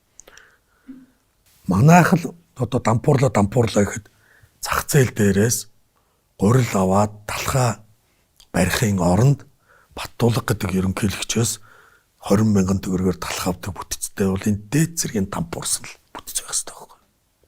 Яг тийм юм байна. Одоо би амар том эрхэтэлж шээ. Үгүй ядаж тийм ирэх байгаа бол би талхнаас өөр юм бодож болно та. Тэгэхээр айрмын хүнс гэдэг нь өөрөө хяналтанд байдаг. Да ялангуяа талх тэр хоол газар гурил аваачаад тэр байтугай айрм өөрийн усны үйлдвэртэй. Усаа үйлдвэрлээд цэргүүдтэй нийлүүлдэг. Төмөр зам асуусных би танаас нэг юм асуугатах. 5-7 зүүн баян чиглэлийн төмөр зам одоо бараг ашиглалтанд орох гэж байгаа шүү. Нэлт хийх гэж байгаа шүү тийм ээ. Та эхлүүлсэн одоо ажил нь дуусаад нээлттэй хийх гэж байгаа шүү гэн. Эхлүүлсэн хүн өнөөдөр албан тушаалгүй иргэн болцсон байна. Өөр нэг хүн очиод нээх нь л дээ. Ямар санагдаж байна те? Гүү энэ бол зөв шүү дээ. Албан тушаалтай юмнууд л явж байгаа ш. Хугацаанд дууссан. Гэхдээ хөрөн сүхийн дээр манлайлан оролцсон хүн шүү. Ерөнхий сайд байсан мөнгөний шийдсэн байхгүй. Би хэлсэн ш. Надад 9 гишүүн байсан маа. Тухайн 11 гишүүнтэй би ийм 2 парламентыг дамсан ерөнхийлөгч ёо. Тухайн үеийн шийдвэр гаргагч ерөнхий сайдтай тохирохгүйгээр энэ ажил мөнгөнд шийдэгдэхгүй. Тэр хүн нээх байтугай эрэхтэй. Тухайн үеийн хэрэг эрхлэх газрын дарга байсан хүн одоогийн ерөнхий сайд оюун эрдэнэ. Тэр хүн нээх хэрэгтэй, ярих хэрэгтэй. Тухайн үед чинь бид нар 3 сайдтай, зам тээврийн сайд, уул уурхайн сайд, нэг нь юуны сайд чил, байгаль орчны сайд. Тэгээ хэрэг эрхлэх газрын даргатай ерөнхийлөгч ахлаад энэ ажлыг чинь сумын газар байсан юм. 7 хоногоор хийсэн ажлаа дүгндэг. Айгүй том тийм үр дүнтэй аппарат ажиллалаа шүү дээ. Одоо энэ тархины зам чинь хамт нээж ирсэн шүү дээ бид нар нээлттэй. Тийм учраас хөрс сүхнээх хэрэгтэй, оюун эрдэнэ оролцож ярих хэрэгтэй, ийм бүтцчүү. Тийм учраас энэ дээр энэ төмөр замыг тэрнийх эннийх гэдэг юм зүгээр бодлогыг батлуулсан гэдгээр нь энэ чинь айгүй олон хүний хөдөлмөр байхгүй. Ганц сүх байна, зам тээврийн сайд байсан тэр гашуун сухатаас 5-7 хүртэлх 268 км-ийн дод бүтцийн ажлыг муу хилүүлэн бас хийсэн. Энэ дээр бол ажилласан маш олон монгол инженерүүд байгаа. Бидний нэг бахархал ингээд үлдэх юм шүү байна. Та очих уу нээлтэн дээр нь?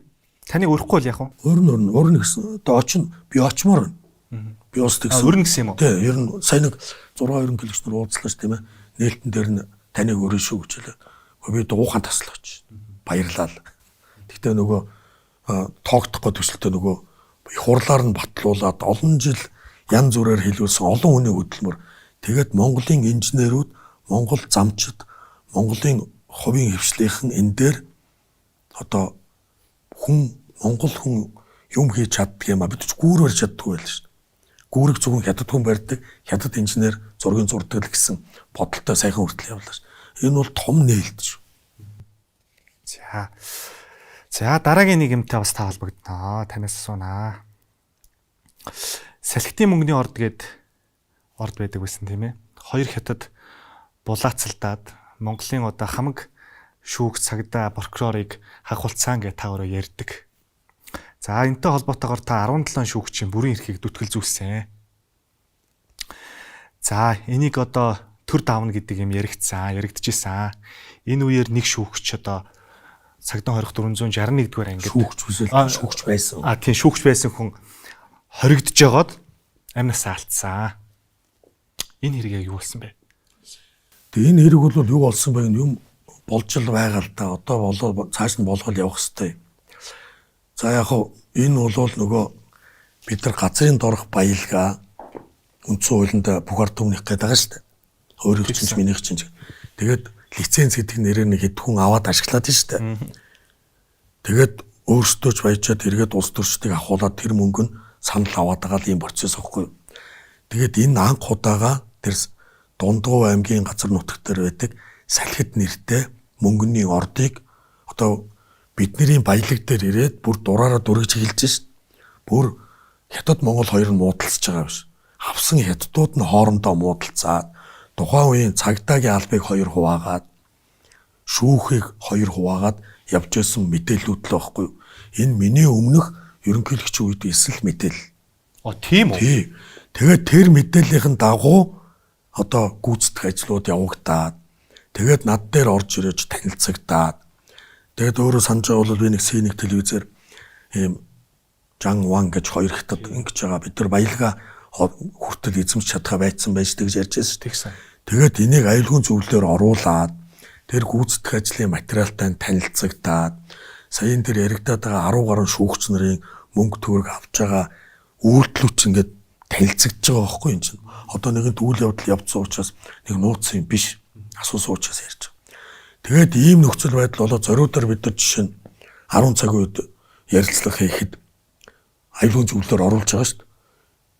Тэгээд зантай шатар очоод тэнд байж байгаа процессыг тагнуулын нэг авч очиж байгаа. Яг бол цагдаа дээр мэдээлэгч нар ч байгаад байгаа байхгүй.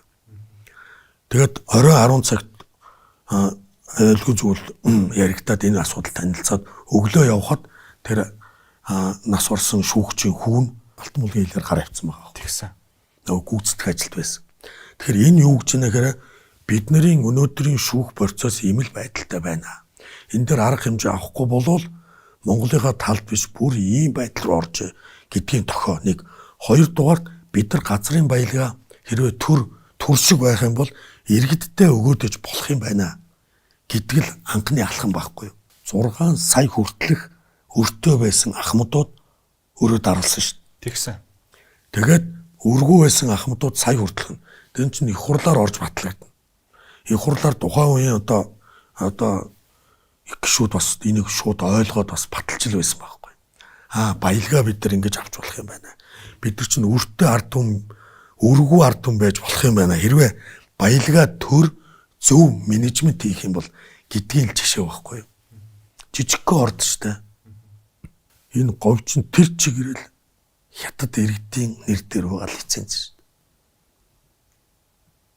Энийг алдчихсан шүү дээ. Яг бол ашигт малтмлын газрыг байгуулахдаа буруу бодлогоор байгуулсан байна. За та түрүүн хэллээ. Өөрөө хэллээ. Төр давсан тэтгэврийн зээлтэй байсан хөгшдүүдийн өрийг тэгэлсэн. Аваагүй улсуудад сая хүртэл төгрөг өгсөн гэж та хэлж байна.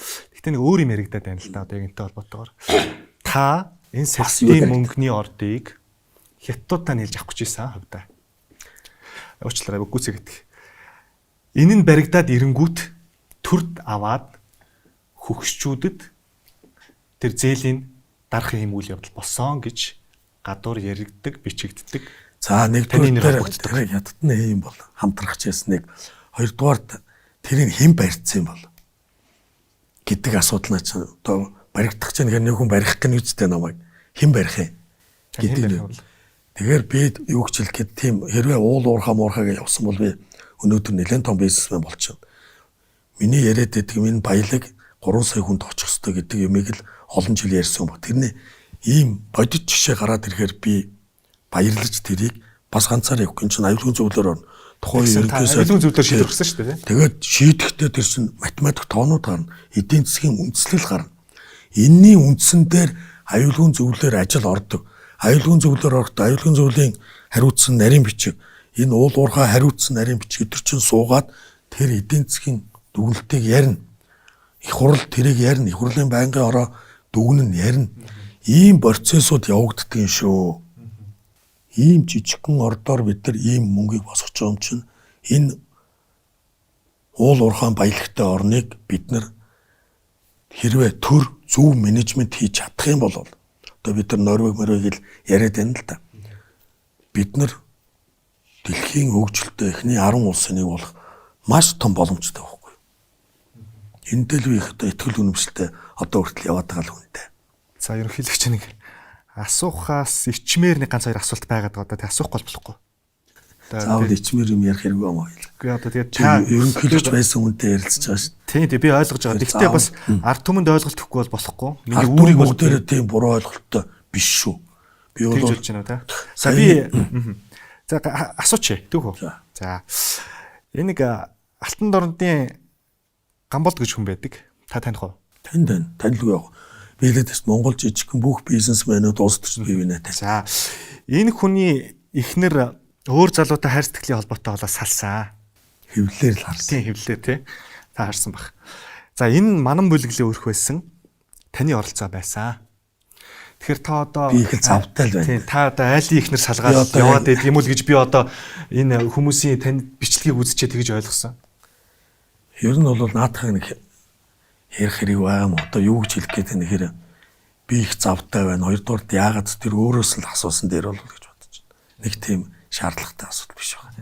Чин Монгол хүү гэдэг залуу байдаг одоо чагсаад байгаа. За тэр хүний гэрлөө нүрээ тагсан 2 3 хүн дайрж ороод биет нь халтсан байдаг. За Эрдний хүү бас гертэн дайрж ороод цохрон хагалж магалсан байдаг. За энийг та хийжээ. Наадвал чи тэдний л яриа шүү дээ. Тэдний яриаг өргөж авч тэгж ярих ямар шаардлага. Тэр хүмүүс одоо нэг тийм нийгэмд өөрсдөө тоогдоол байнга л нэг тийм хандлт авах гэсэн ийм зорилгууд яваад байгаа юм шүү. Би бол тэгж л бодож байгаа шүү. Үгүй тэгэд ингээд таныг одоо гүтгээд харлуулад байж боломгүй ингээд юу байж гэмт хэрэгүүдэд таныг нэр холбогдуулаад та зүгээр байдгал юм байна өө гэд ингээд байдгал юм гоо тэр юугаа хийгээл би одоо тэр юм одоо жишээ чулуун молог наац зүгээр л тоогдох гэсэн тэгэнгүүт л хүн ороод үзтгэл технологи гэж. Одоо нөгөө сошиал гэдэг нэг юм харцсан. Энэ дээр л алалцсан болоод байгаа юм биш үү? За уучлаарай өрхөөлөгчөөд одоо миний асуултууд таны хувийн амьдрал руу орох шаардлага гараад байна. Тэг шаардлага хэрэггүй шүү дээ. Хувийн амьдралыг өрн улс төрч хүн тайлангуяа ярих ямар шаардлагагүй шүү дээ. Яагаад? Хувийн амьдрал байхгүй. Тэнд чинь үр хүүхдүүд байна. Тэрийг дагсан гэр бүл байна. Гэр бүлийг дагсан хүмүүс байна. Яагаад тэднийг ярьж? Яг бол би өөрөө бид нэр энэ улс төргөд хамгийн бохор юмыг сонгоцсон шүү. Энэ сонгоцсныхоо төлөө тэднийг хэлмэгдүүлсэн. Дахиад сошиалор гараад тэднийг хэлмэгдүүлэх ямар хэрэг вэ? Та ерөнхийлөгч гэсэн үг шүү дээ. Ерөнхийлөгч болгон гэр бүлээ гаргаж ярьж байгаа халбтай биш. Тэргүүн хатагтай гэдэг одоо юу гэвэ энэ та албан тушаал биш. Одоо бэлэгдэл юм. Бэлэгдэл юм да тий. Ерөнхийлөгч өөрөө бэлэгдэл шүү. Яг гоо та өнгөрсөн 4 жил монголчуудын тэргүүн хатагтайг харуулсангүй л дээ. Гэхдээ тэр хүн өөрөө би өсөхгүй байна. Бидний гэр бүлийн шийдвэр өсөхгүй байна. Би ажиллаад хийх ёстой. Бид дөрвөлээ 4 жил ажиллахдаа би 2 хоног амарсан байна. Ер нь бол таны ярианаас таны эхнэр ил гарахыг хүсээгүй юм байна. Зөв. Би ч хүсээгүй, бид нар ч хүсээгүй. Хүүхдүүд ч хүсэхгүй шүү дээ. Яг хөө таныг Оросын хүргэн гэл буруутгах гэл да. Одоо таны нөгөө нэг нэр зохиод байгаа хоёлынгийн яриад байгаа. Хятадын хүргэн биш л бол тэгэл болох байлгүй. Хятадын хүргэн яагаад байжлахгүй гэж. Би бол болохгүй хаа. Бид нар чинь түүхээ харахад л ерөөсөө энд хүн төрлөختөн үүсэл энэ урд үрсдэг л нүдэлсэн юм биш. Одоо ч гэсэн тэгэл. Ер нь түүхийн улбаанаас би энийг ярьж байгаа шүү. Тэгэхээр та Оросын холбооны улсад илэхтэй. Бүгд найрамдагчдад илэхтэй, судалгаагаар нь 80 орчим илэхтэй. Та илэхтэй. За тэгвэл та бүгд найрамдагчдад ард усад дургум. Түүхээ уншихаар тийм байна. Яг бол эдийн засгийн хамаарал маань ийшээ болцсон. Гэхдээ ярихгүй юм. Яг л ерөнхийлөгч байсан бас яриул энэ асуудал үүснэ. Бид нэр шашнаа шүтж чадхаа байсан. Шашны тэргүүнд далааламаа урж чадхаа байсан. Энийг юу гэж ойлгох? Бид нар урд төрсдөг би цагаан хэрмээ өмнөхөөс эхэлж шít. Хойшоо л цухтагаа явчихд. Хойшоо хил баг. Ер нь бол түүхүүдийг харахад бид нар хойшоо их налцл байсан юм байна. Ер нь бол одоо нөхцөл байдал бол бид нар маш тийм геополитикийн хувьд маш эвгүй байдалд орсон. Энийг бол би нэг цаашлуу явж ярмааргүй. Яг эд корона гараад дэлхийн нийт ерөнхийдөө бүгд найрамдагтай ард улсыг тусгаарлцсан байсан л та. Харьцаа болчихсон байсан. Бүгд найрамдагтай ард улс ч гэсэн өөрсдөө ингээд тусгаарлчихсан. Яг тэр үед та бүгд найрамдагтай ард улсад айлчилсан. 30,000 хон бэлгэсэх. Энэ яг хэний санаа байсан? Энэ хэний шийдвэр байсан? Энийг яаж болж За ямар ч байсан миний нэг мөрөөдөл бол ер нь бид хятад улсаас их хамааралтай боллоо. Экспортын хамаарал, импортын хамаарал, бүх юм хамаарал, улс төр хамааралтай боллоо. Шашин шүтлэг хамааралтай боллоо. Одоо ер нь хилээ хааж үзчихсэн гэж миний нэг дотор тийм мухар мөрөөдөл байсан. Яг тэр корона гарах үед би 19 оны 2 сард Европт явж байсан айлчлаар. Тэгээд ирсэн аюулгүй зөвлөлийг оролдуулсан хилээ хай. Яг бол энэ дэлхийн нийтийг амарлаа бид нар хідүүлээ билээ. Тэгээд аюулгүй зөвлөлөөр хил хаарсан. За хил хаасан юм чинь хөрш улс нэгд бид мөнхийн хөршүүд байхгүй. Хойд хөршдөө бид нар 41 онд яг ийм үйлдэлийг хийжсэн. Дэлхийн 2 дугаар дай эхэлсэн Герман товтлсон. Монголчууд фронтд очсон. Фронт сегмент гэж 19 настай дундаа үе эмэгтэйгээр бэлэг гартуулж өгсөн. Үүний дараа 45 оны 10 сарын 20-нд бүх нийтийн санал асуулга явуулаад Монгол улсын тусгаар тогтнолыг Яалтын гэрээгээр шийдсэн. Яг бол бид нар фронтод нь хамтрагч болж шít. Тэгэхээр урд төршдөр энэ коронавигод цар тахал гэдэг бол дайнтай зүүрлэх хүч гамшиг байхгүй юу? Юу ч болж мэднэ. Ер нь хөрстөө дэмжлэг үзүүлэх ёстой гэдэг шийдвэрийг аюулгүй зөвлөлөөр оруулаад бэлгэний асуудал яригдсан. Ер нь бол халуун гушуутай хойно бид нар 30,000 хойно байя гэдэг саналыг аюулгүй зөвлөлтөөр би яриад зөвшөөрсөн. Тэгээд хятад элчинтэй дуудаж уулзсан. Хятад элчинтэй уулзахдаа их хурлын дарга Зандан шатар уулзсан. Зандан шатар уулзаад 2 сарын 27 гэдэг өдрийг Бээжин рүү яриад авсан. Тэгээд тэр одоо айлчлал тухайд болсон. Тэгээд энийг бол бид нар саяын тэр 41 онд одоо фронтод дэлхийн 2 дугаар дайн болоход монголчууд фронтод бэлэг өгсөний үр дүн нь Сталины одоо бас Чанкашигийн бүлгэлтэй Чанкашитэй ярихдаа өөр монголчууд өгчлөө. Одоо ар Монголын асуудлыг санал асуулгаар шийдье гэдгээр 45 оны 10 сарын 20-нд санал асуулаа бараг 98.9%-тайгаар тусаар тогтнолоо шийдсэнийг одоо хүлээж авсан л байхгүй юу. Энэ бол өөрөө тухайн үеийн удирдлагууд хурам нүүдэл хийжээ. Үүний дараагаар аж үйлдвэрийн комбинат энэ төргээд гэл яривал зөндөөл юм яригдана л да. Тэгвэл Оросын хөргөн гэдэг 58 онд одоо манай аавыг болохоор бүхий засуулын хүүхдээ байгаа байхгүй. Манай аав чинь засуул нь хобби одоо би нөө жуудаа бүхий холбооны ерөнхийлөгч гэдэг шиг хобби болохоос 58 оны аж үйлдвэрийн комбинатын суурийг тавьсан тухайн үеийн Калининград хотод мэрэгчлэлтэнгээр бэлтгэжсэн хүмүүсийн нэг нь багхгүй юу. Тийм хүмүүсийн нэг нь. Тэгээд аж үйлдвэрийн комбинатын суурийг тавилцчихсан. Одоо би чинь 63 он төрсөн гэд бидрээс өмнө гэсэн үг л дээ. Тэгээд би нэг хүүхэд байхад бид нар аавын ажил дээр очдог. Тэр нэг эсгийн хутлын үйлдвэр хайршир боловсруулах үйлдвэр хүүхэд байхдаа л тийм юм хардсан байхгүй. Оросын хөргөл гэдэг нь манай хүн чинь бол аав талаасаа бүрээд ээж талаас Орос гаралтай ийм л хүн байхгүй. Бүрээд цустай бас. Бүрээд цус чинь Монгол цус л гэдэг шин. Тийм учраас бол заавал одоо юу гэдэг улс төрөөрөө бохор учраас би өөрөө ингээ бохор дуулаад гүтгүүлэл готглуулаад ингээл явж байгаа.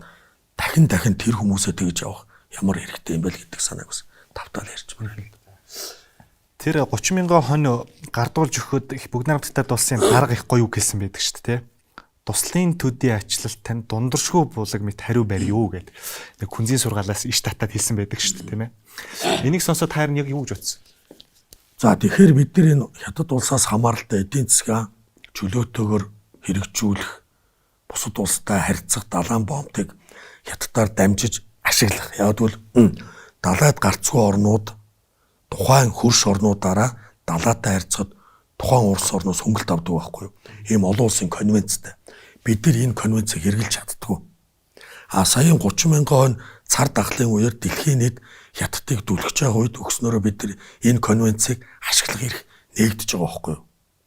Яг бол далайд гарахгүйгээр бид нар юу ч хийгээд нэмэргүй болчиход байгаа юм. Дэлхийдээ харьц чадахгүй байгаа үстэй гэдэг нэг нүүдэл.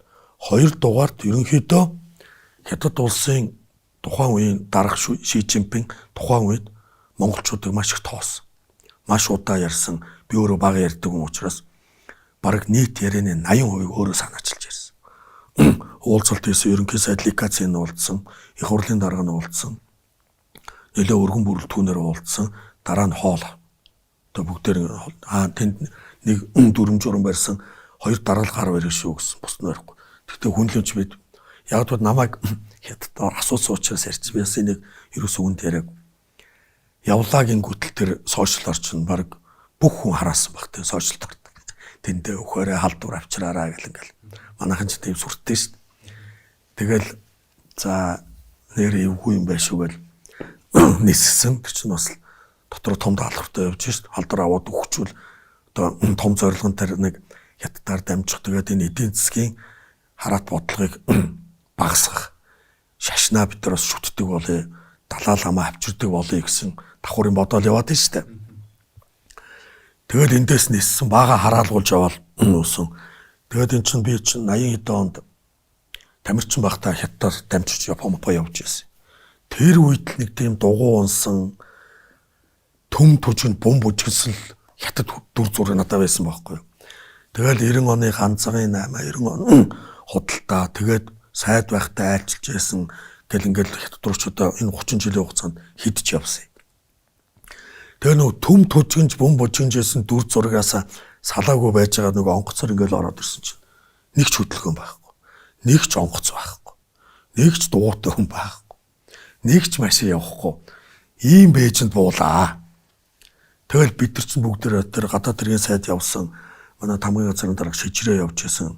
Нэг 20 түүний бүрэлдэхүүнтэй явж байсан. Гадаад бодлогын зөвлөх тэгшээ явж байсан. Ингээл зарс хийж байгаа юм. Юу вэ чинь? Энэ юм хүн нүхцэн юм биш байгаа. Бид нар чинь тахал махал үзээгүй шүү дээ. Зуд модл үзчихсэн болохоос. Тэгэл зарс хийж чана. За дүүрсээр буухаас өөр аргагүй. Тэгэл ганцхан манай мяатай онгоц бууж байгаа. Тэгэл буугаал машинаар буугаал нөгөө их хурлын танким руу яваад замд ямар ч машин байхгүй. Хөдөлгөөн байхгүй. Тэгэл баах юм хувцастай ус тосч аваад тиймэрхүү дүр зураг бууж тээ. Одоо бодохоор бас хайшигч юмтай тийм сонирхол дүр зураг л байлээ. Тэгээ төрийн тэргүүн тийм цар тахалтай тийм аимшигтай газар руу явах та руу хэллээ л дээ. Одоо тэр чинь вакцин ч байхгүй шүү дээ. Юу ч байхгүй, юу ч ойлгохдохгүйсэн. Дараа угаадаг нэг юмтай тэгэл уулзалтууд болсон нэлээд халуун дулаан уулзалт болсон. Би бол монголчууд тэнд ялж эхэлж яана л гэж байгаа юм. Яг бол бомб ашиглах юм бол бид нар сая ярд импорт экспортын буюу ядч бид нар шашнаа шүтдэг байя. Далай ламуудаа шашны тэргүүнээ авчирдаг байя гэсэн одоо нэг яг бодвол яриул зөндөөл юм яригдана л да.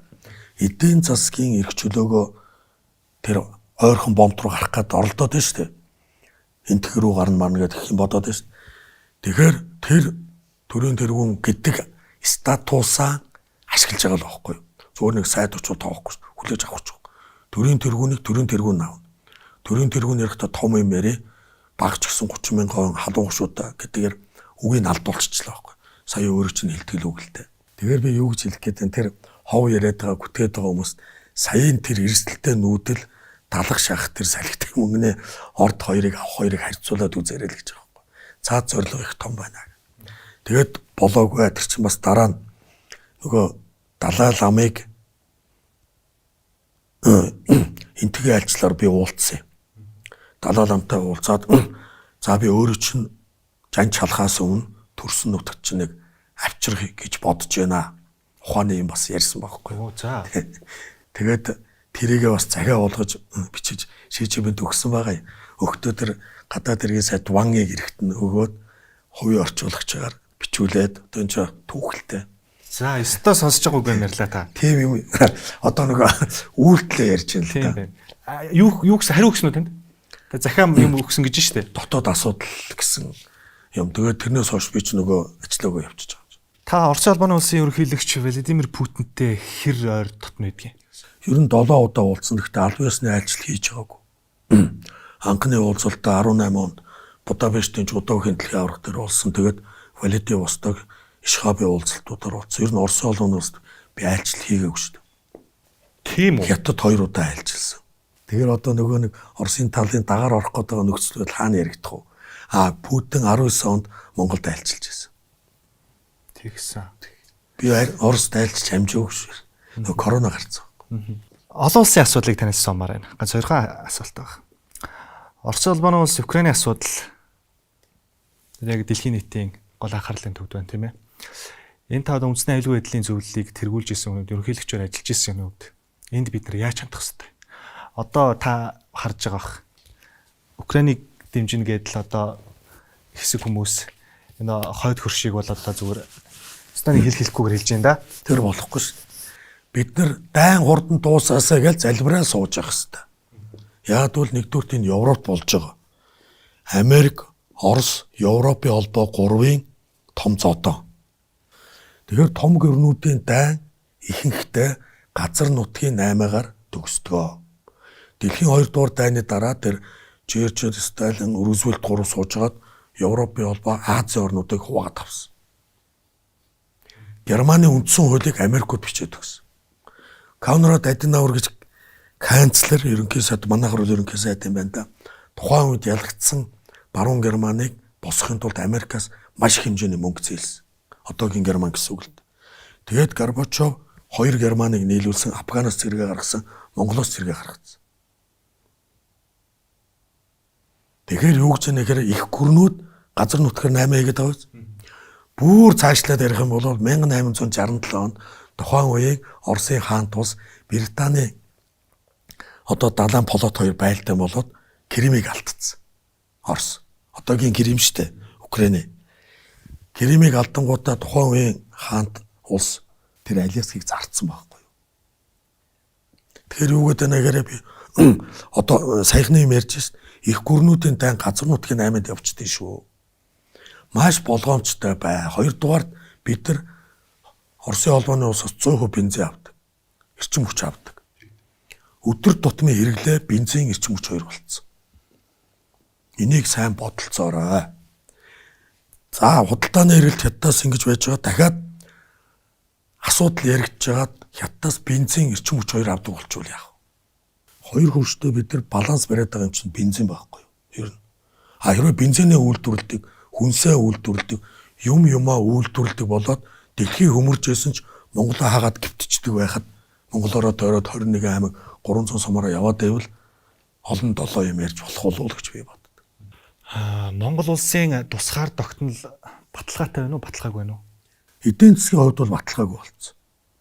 Яг л ямар нэг юм болоход бид нар хилээ хагаад бүх хэрэглээгээ хангадаг нөөцтэйгээр 20 жил амьдардаг байх юм бол бид нар тусгаар тогтнолоо эзэмс биелж шашнаахан тэргүүнийг өрөөд авчирч мөргөж чадахгүй болсон юм шиг.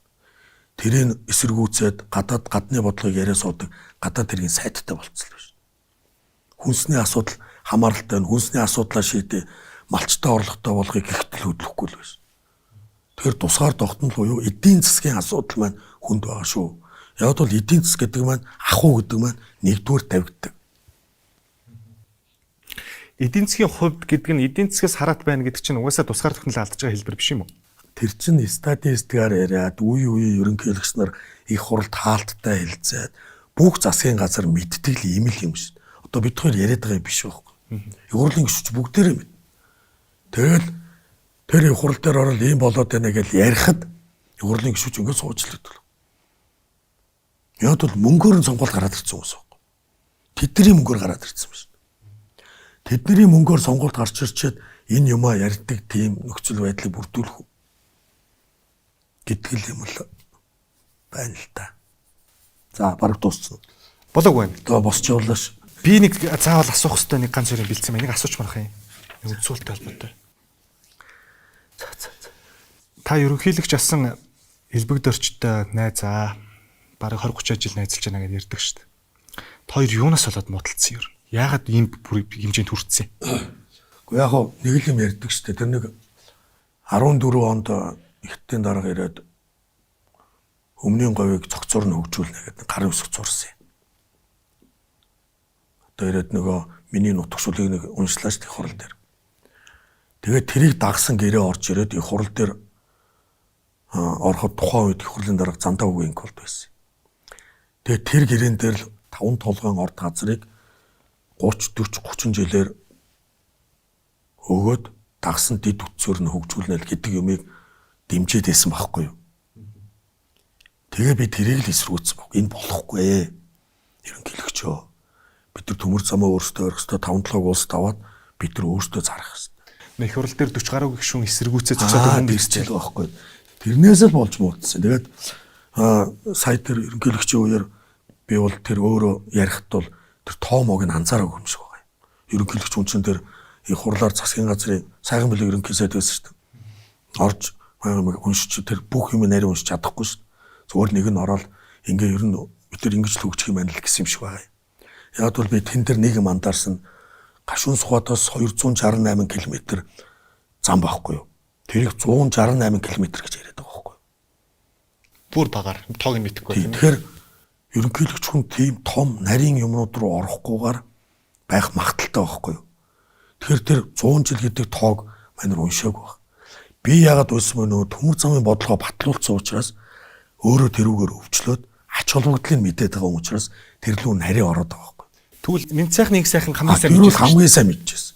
Яагаад бол Мэд сайхны их сайхныг тухайн үеийн засгийн газар мега төслүүдийг хариуцсан учраас тэр хүн би одоо хүртэл Мэд сайхны их сайхныг яриад байдаг нь гадны бодлогыг буюу урд төршийн бодлогыг хэрэгжүүлэгч маш том төлөөлөгч гэж одоо бодож хилжиж явдаг юм байхгүй. Тэгэхээр төрийн тэргүүн буюу ерөнхий сайд нарыг ер нь болж игэл энэ эрлэг цурлын дотоос хол байлгаач.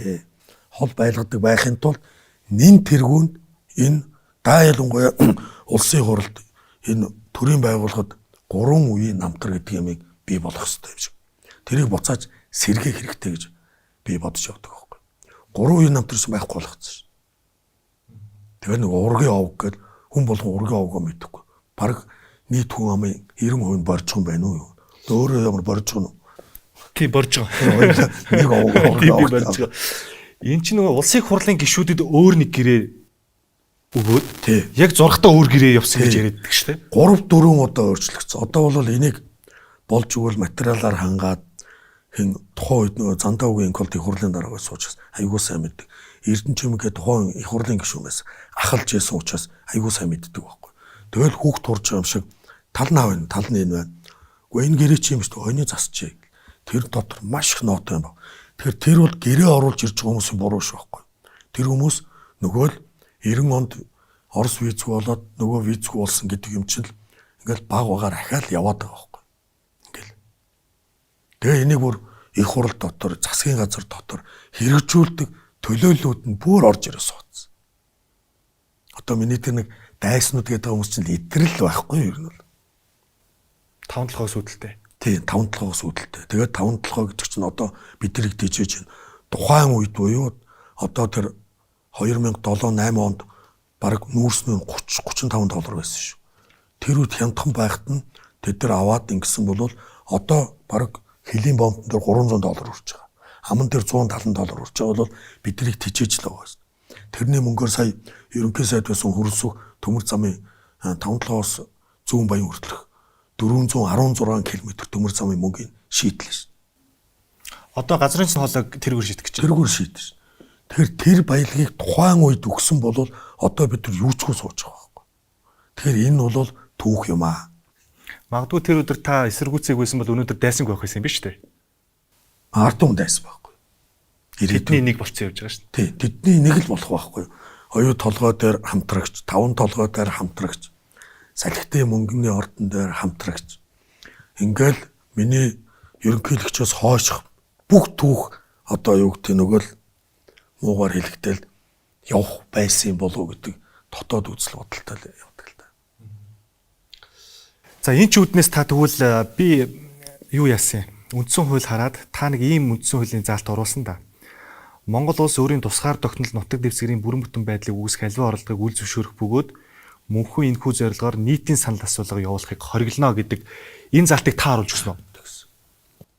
Яагаад бол үндсэн хуулийн нэмэлт өөрчлөлтийн хэд хэдэн одоо Монгол улсын тусгаар тогтнолд хэрэгтэй заалтуудаас нэг нь энэ байхгүй юу? Хүмүүс энийг ойлгодгүй. Одоо дайран орчин үеийн залуучууд бүр ойлгохгүй. Англи хэл сурж байна, гадны төг сурж байна, солонгос кино үзэж байна. Түүгийн тухай ямар ч ойлголт байхгүй. Тэр байтугай 90 оныхныгаа үзэн ядаад эхэлчихэж байгаа байхгүй. Тэгэхээр энэ юу гэж байна гэхээр би түрүүлсэн 45 оны 10 сарын 20 болвол бидний санал асуулгаар урд төршөөс тусгаар тогтнолоо хүлээн зөвшөөрүүлсэн анхны акт бичих байхгүй юу? Анхны акт бичих. Яг бол тэнд хуурилт явж шít. Одоо Украиныг тэр Германыг тэр гэдэг ингээд дэлхийн газрын зургийг тэр 3 хүн сууж байгаа хуваачиж байгаа байхгүй. Биднээс хамааралгүйгээр.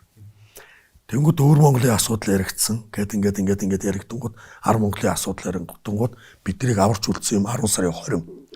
Тухайн үед Чанкаши буюу одооны 50-ны засгийн газар 100 жилийн дараа санал асуулга явуулахад ийм санал өгье чинь харнаа гэсэн ийм одоо протоколны яриа байдаг. Тэр нь 2045 он. Тэгэхээр одоо 50-ны асуудал хурцтай л байгаа биз? Хятад 50-ны хоорондох асуудал ял яригдаад байгаа биз? Энэ нууц биш учраас би ярьж байгаа. 50-ны орд одоо Америк байна гэл. 50 бол манай нэг бүс нутгаа гэл. Ингээ яригдаад байна гэдэг чинь энэ санал асуулга. За өөрөө бас мэдэхгүй ба 2014 онд хамгийн сүүлд Кримийг санал асуулгаар яг 98 өөр Оросын мэдэлд өгсөн байхгүй. Очижсэн. Тий. 2014 онд саяхны юм яриад шүү. Тэгэхээр санал асуулга гэдэг юмар хэд хэдэн газар өгсөн. Индонезид газар өгсөн. Гэт ингээл яриул бидний мэдэхгүй юмнууд зөндөө байгаа ш. Тэгэхээр санал асуулга гэдэг юм бол аюулгүй аюултай байхгүй юу. Тэгэхээр санал асуулга буюу энэ даяарчл гэдэг одоо заа энийг ингэж зовж явахаар гэдэг яриануд бас их гараад эхэлсэн байна шүү дээ. Тэгээд энэ 2045 он гэдэг нэг ийм асуудал учраас санал асуулга гэдэг юмыг зориудаар оруулсан юм аа. Энэ олон оронд давтагдлаа. Их гүрнүүд яг тэр Черчилль, Рузвельт, Сталин 3 сууж агаад түүхэн зураг авахулж агаад газар нутаг хуваачдаг юм одоо хүртэл байгаа. 13 дугаар зуунд бид нар тийм байсан юм ба. Хөвлөхан урд улсыг эзлэхдээ яг ингээл газар нутаг хуваадаг байсан юм аа. Гэтэл юмыг одоо бид хоёрын ярилцлагаар олон хүмүүс мэдж аваасай гэж л одоо бодож л ярьж байна л да. Би таныг их гинэн итгэмтгий гэж бодоод байгаа байхгүй юу? Хөвөн юм тийм үү? Магадгүй. Одоо яриад байгаа одоо ингээл аж үйлдвэрийн парк гэл ингээл гой юм яриад байгаа гэдгийг л бодохоор айгүй олон тэгж хэлчихсэн. Наач бүтэхгүй штэ толгой. Би тийм гиний юм яриад байлтай. Тэр байдлаар яриад байгаа шиг л. Та нэг итгэсэн үндэ дэндүү итгэдэг үү? Хүн болгоно л тэгдэг үст. Өөрөө ч гэсэн тэгдэг үст. Итгэсэн үндэ итгэхгүй тэг яах юм? Итгэсэн хүн чинь таныг ар нуруу чинь утга шаачаад яваад үл яах вэ та? Ус төрчдөл өдрөл үлдэл шин. Тэр бол байдал үлдэл шин. Тийм үү. Нэг санаа зовхгүй нөө тэрнэр. Энийг асуусан шалтгаан нь та өмнөх парламентод яг ерөнхийлөгчийн бүрэн эрхийг хэрэгжилж байхад үндсэн хууль нэмэлт өөрчлөлт оруулсан. Та үндэсний зөвшөлтсөний ажлын хэсгийн ахлагчаар ажиллаж байсан. Дараа нь өөрөө ёсчилсан энэ үндсэн хуулийг. Энэ үндсэн хууль дээр ерөнхийлөгчийг 6 жилээр нэг удаа сонгоно гэсэн заалт орсон. Энэ заалтаар та өнгөрсөн ерөнхийлөгчийн сонгуулиар нэр дэвшиж чадаагүй. Тухайн үед энийг батлаад хилцэж яхад ийм эрсдэл байж магадгүй шүү гэдгийг та мэдсэн үү? Мэдсэн үү? Тэр чи ярьж л байгаа. Гэхдээ ер нь бол бид нар парламентын засаглалтай байх юм бол тэрийгэ сонгосон юм бол ер нь парламентын засаглалтай байх нь зөвөө. Нэг хүнийг худалдаж авах бол амарх. Мангар ч гэсэн 76 хүн сууж. Сая одоо үндсэн хуулийн нэмэлт өөрчлөлтөөр олон болгоно гэдэг ах шиг байна. Тэр олон хүмүүсийг худалдаж авах гэхээр ядаж тэр дотор чинь мангар тэнэгч гэсэн эн чинь юу болоод байна гэж ярьдаг 2 3 хүн 20 30 хүн байх л хэвээр. Сая энэ 5 7 дээр 40 хэдэн гаруй ус зурцсан байгаа биз. Тийм учраас парламентын засаглалтыг бий болгохын тулд ерөнхийлөгч 1 удаа сонгогддог байя. Солонгосын жишгэлтэй. Яг бол 2 удаа сонгогдохоор би дараас дахин сонгохдохгүй юм чинь ингээд янз бүрийн улс төрийн нүүдлүүд хийгээд байна. Би сонгохдохгүй 2 дугаар асуудлаа. Ерөнхийлөгч болоод үзчихлээ. Ерөнхийлөгч болсон хүн ерөнхий сайд их хуралтайгаа хамтарч иж янз бүрийн асуудал хийдэг юм байна. Энд асуудал үүсээд яригдахгүй ерөнхийлөгч бол бэлэгдлийнх юм байна. Би ч бас нэг тийм бэлэгдлийн байх дургүй хүн шүү. Ажил хийгээд үтсэн 2 том юм амлсан юм хийц. Төмөр цөмөө хийц ахмадын зээлээ тавьсан. Одоо медалаа гардуулсан. Гэхдээ одоо яах? Тэгэхээр бол би мэдчихсэн яригдчихсэн. Тэгээд эдгээр тэгэл улс төрийн нүүдлээс үндсэн хууль дээр яригдсан үндсэн хууль нь нөгөө талд ирэх барих талдаа шийдвэр гаргах хомдол байхгүй. Энэ бол нэг тийм юу яагаад би тэгээд айгүй урд ажиллаа нүүр бардам инээмсэглэлтэйгээр л өкс тэрийг ажиллаагүй. Сони юм а мэдчихсэн хэрнээ тэгээд Мэдчихсэн. Гэхдээ биднүүгөөтэй намайг тэгчин гэхгүй за ер нь яг энэ юуг нь улс төрийн нүүдлийг харъя. арай ингэчгүй биздэй гэж Арай бодсон. ингэчихгүй байлгүй дээ гэж л бодсон. Яг тэгвэл тэгээд нөгөө хууль 7 минутанд батлаад ирэхээр эдгээр ханхандаа тэгж ийсэн байна. Тэгэхээр зарим хүмүүс хэлдэг байхгүй ёсчлохгүй байхгүй яасан. Гэхдээ өөрөө санаачилчаад ёсчлохгүй болохоор ч мангар үстэй. Гэхдээ би оруулах хэвээр хэд хэдэн заалтуудаа бол оруулсан. Ингээ ярихаар яаж гинэн байна уу? Гинэн биш л уу? Мэдчил байсан байгаа. Гайх чинь би таныг. Юу гэх Их одоо уучлаарай. Юу гэмдэ?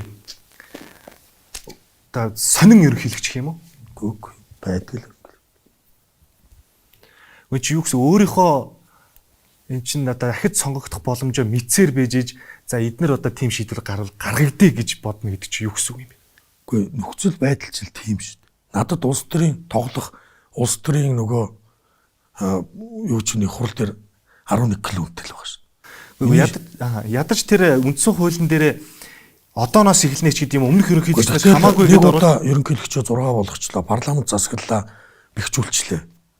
Санал асуулах гэдэг юмыг оруулчлаа. 6-ны 2 гэдэг тэр газрын доорх баялагийг ашиглах ёстой гэд заачлаа. Гэхдээ тэгээд би ч гэсэн хөдөө аж ахуйн сайд байхдаа 2 жил ажиллаад миний бодлого батлагдахгүй бол би энд сайдын ажиллаар яг ингээл ажил өгвөл өргөдлөө бичил явуулж л гэсэн. Санаж байна уу? санаж байна. Цаана дахиад 2 жил байсан. Тэгэл нөгөө хөдөө аж ахуйн бодлого чинь батлагдахгүй байхаар би тэнд засгийн газар сайд хийх ямар ч утгагүй болчихж байгаа байхгүй. Бодлого батлагдахгүй шүү. Тэгэхээр чинь би өдөр тутмын ажил руу орчиж байгаа. Би өдөр тутмын ажил хийдэг сайд болмооргүй байхгүй. Бодлого ярьдаг сайд болмоор байна л гэсэн утгатай л юм. Ерөнхийлөгчийн хамт хэр зөксөн гэж боддог та? Битгэхгүй старт төмөлдөг. Бүр нэг дараа нь дурдтал мурдталтал ярих байна. Ер нь уралтыг та юу гэж боддог вэ? Уралд бол мөнгөний сэдв шүү дээ. Хүн төрөлхтөө үүссэн цагаас эхлээд уралд ч юм байсан. Цаашдаач байх болов гэж боддог. Улс төрд бол уралдууд бол маш их байдаг. Түүхүүдийг харгаж байсан, одоо ч байдаг, цаашдаач байх болов гэж боддог. Та урвж ирсэн үү? Бид мэдэхгүй хүмүүс л хэлэх л. Ер нь би таныг бодоод байгаа штэ. Их хурлыг тараа гэж шаардаж санал хүргүүлсэн 2 удаа хүргүүлсэн анхны ерөнхийлөгч. Монгол Ардын намыг тараах тухай захирамж гаргаж дээжүүгэд хандчихсан анхны ерөнхийлөгч. Ер нь анхны гэсэн тодтолтой юм их байх шүү танд. Гэхдээ би энийг зүгээр нэг улс төрийн тоглолт биш байх гэж боддог. Энэ үйлдэлүүдийг цаанаа нэг учир байна гэж би ойлгодог. Үгүй юу зүгээр тоглолт биш юм. Тоглолт биш байх л та. Бачимдсан ерөнхийлөгчийн үйлдэлүүд л байх л та. Ер нь өнгөрсөн хугацаанд бачимдсан ерөнхийлөгчийн үйлдэлийг их хурл дээр ажлууд нь явахгүй ихэнх нь унаад байгаа тохиолдол тэгэл бачимд шүү дээ. Яг бол санаачилж байгаа ажлууд нь дандаа Монгол орны төлөө. За урилга хүлээн авсанд маш их баярлалаа. Зөндөө удаан ярилцлаа. Асууя гэсэн асуултуудаа ерөнхийд нь асуулаа. Гэхдээ асуулт үлдлээ. Дараа нь бас ахиж ингэж энэ үлдсэн асуултуудаа асуух бас боломж завшаан гарах байх гэж бодож байна. Тантай холбогдсон та бас хүлээн аваарай. Зөвшөөрөөрэй. Маш их баярлалаа танд. За баярлалаа. За. Хамт байсан үзэгчдээ баярлалаа. Уулзах цэг нэвтрүүлгийн анхны зочноор Монгол улсын 5 дахь ерөнхийлөгч Халтмаагийн Баттулга оролцлоо. Хамт байсан баярлалаа. Я бацраа.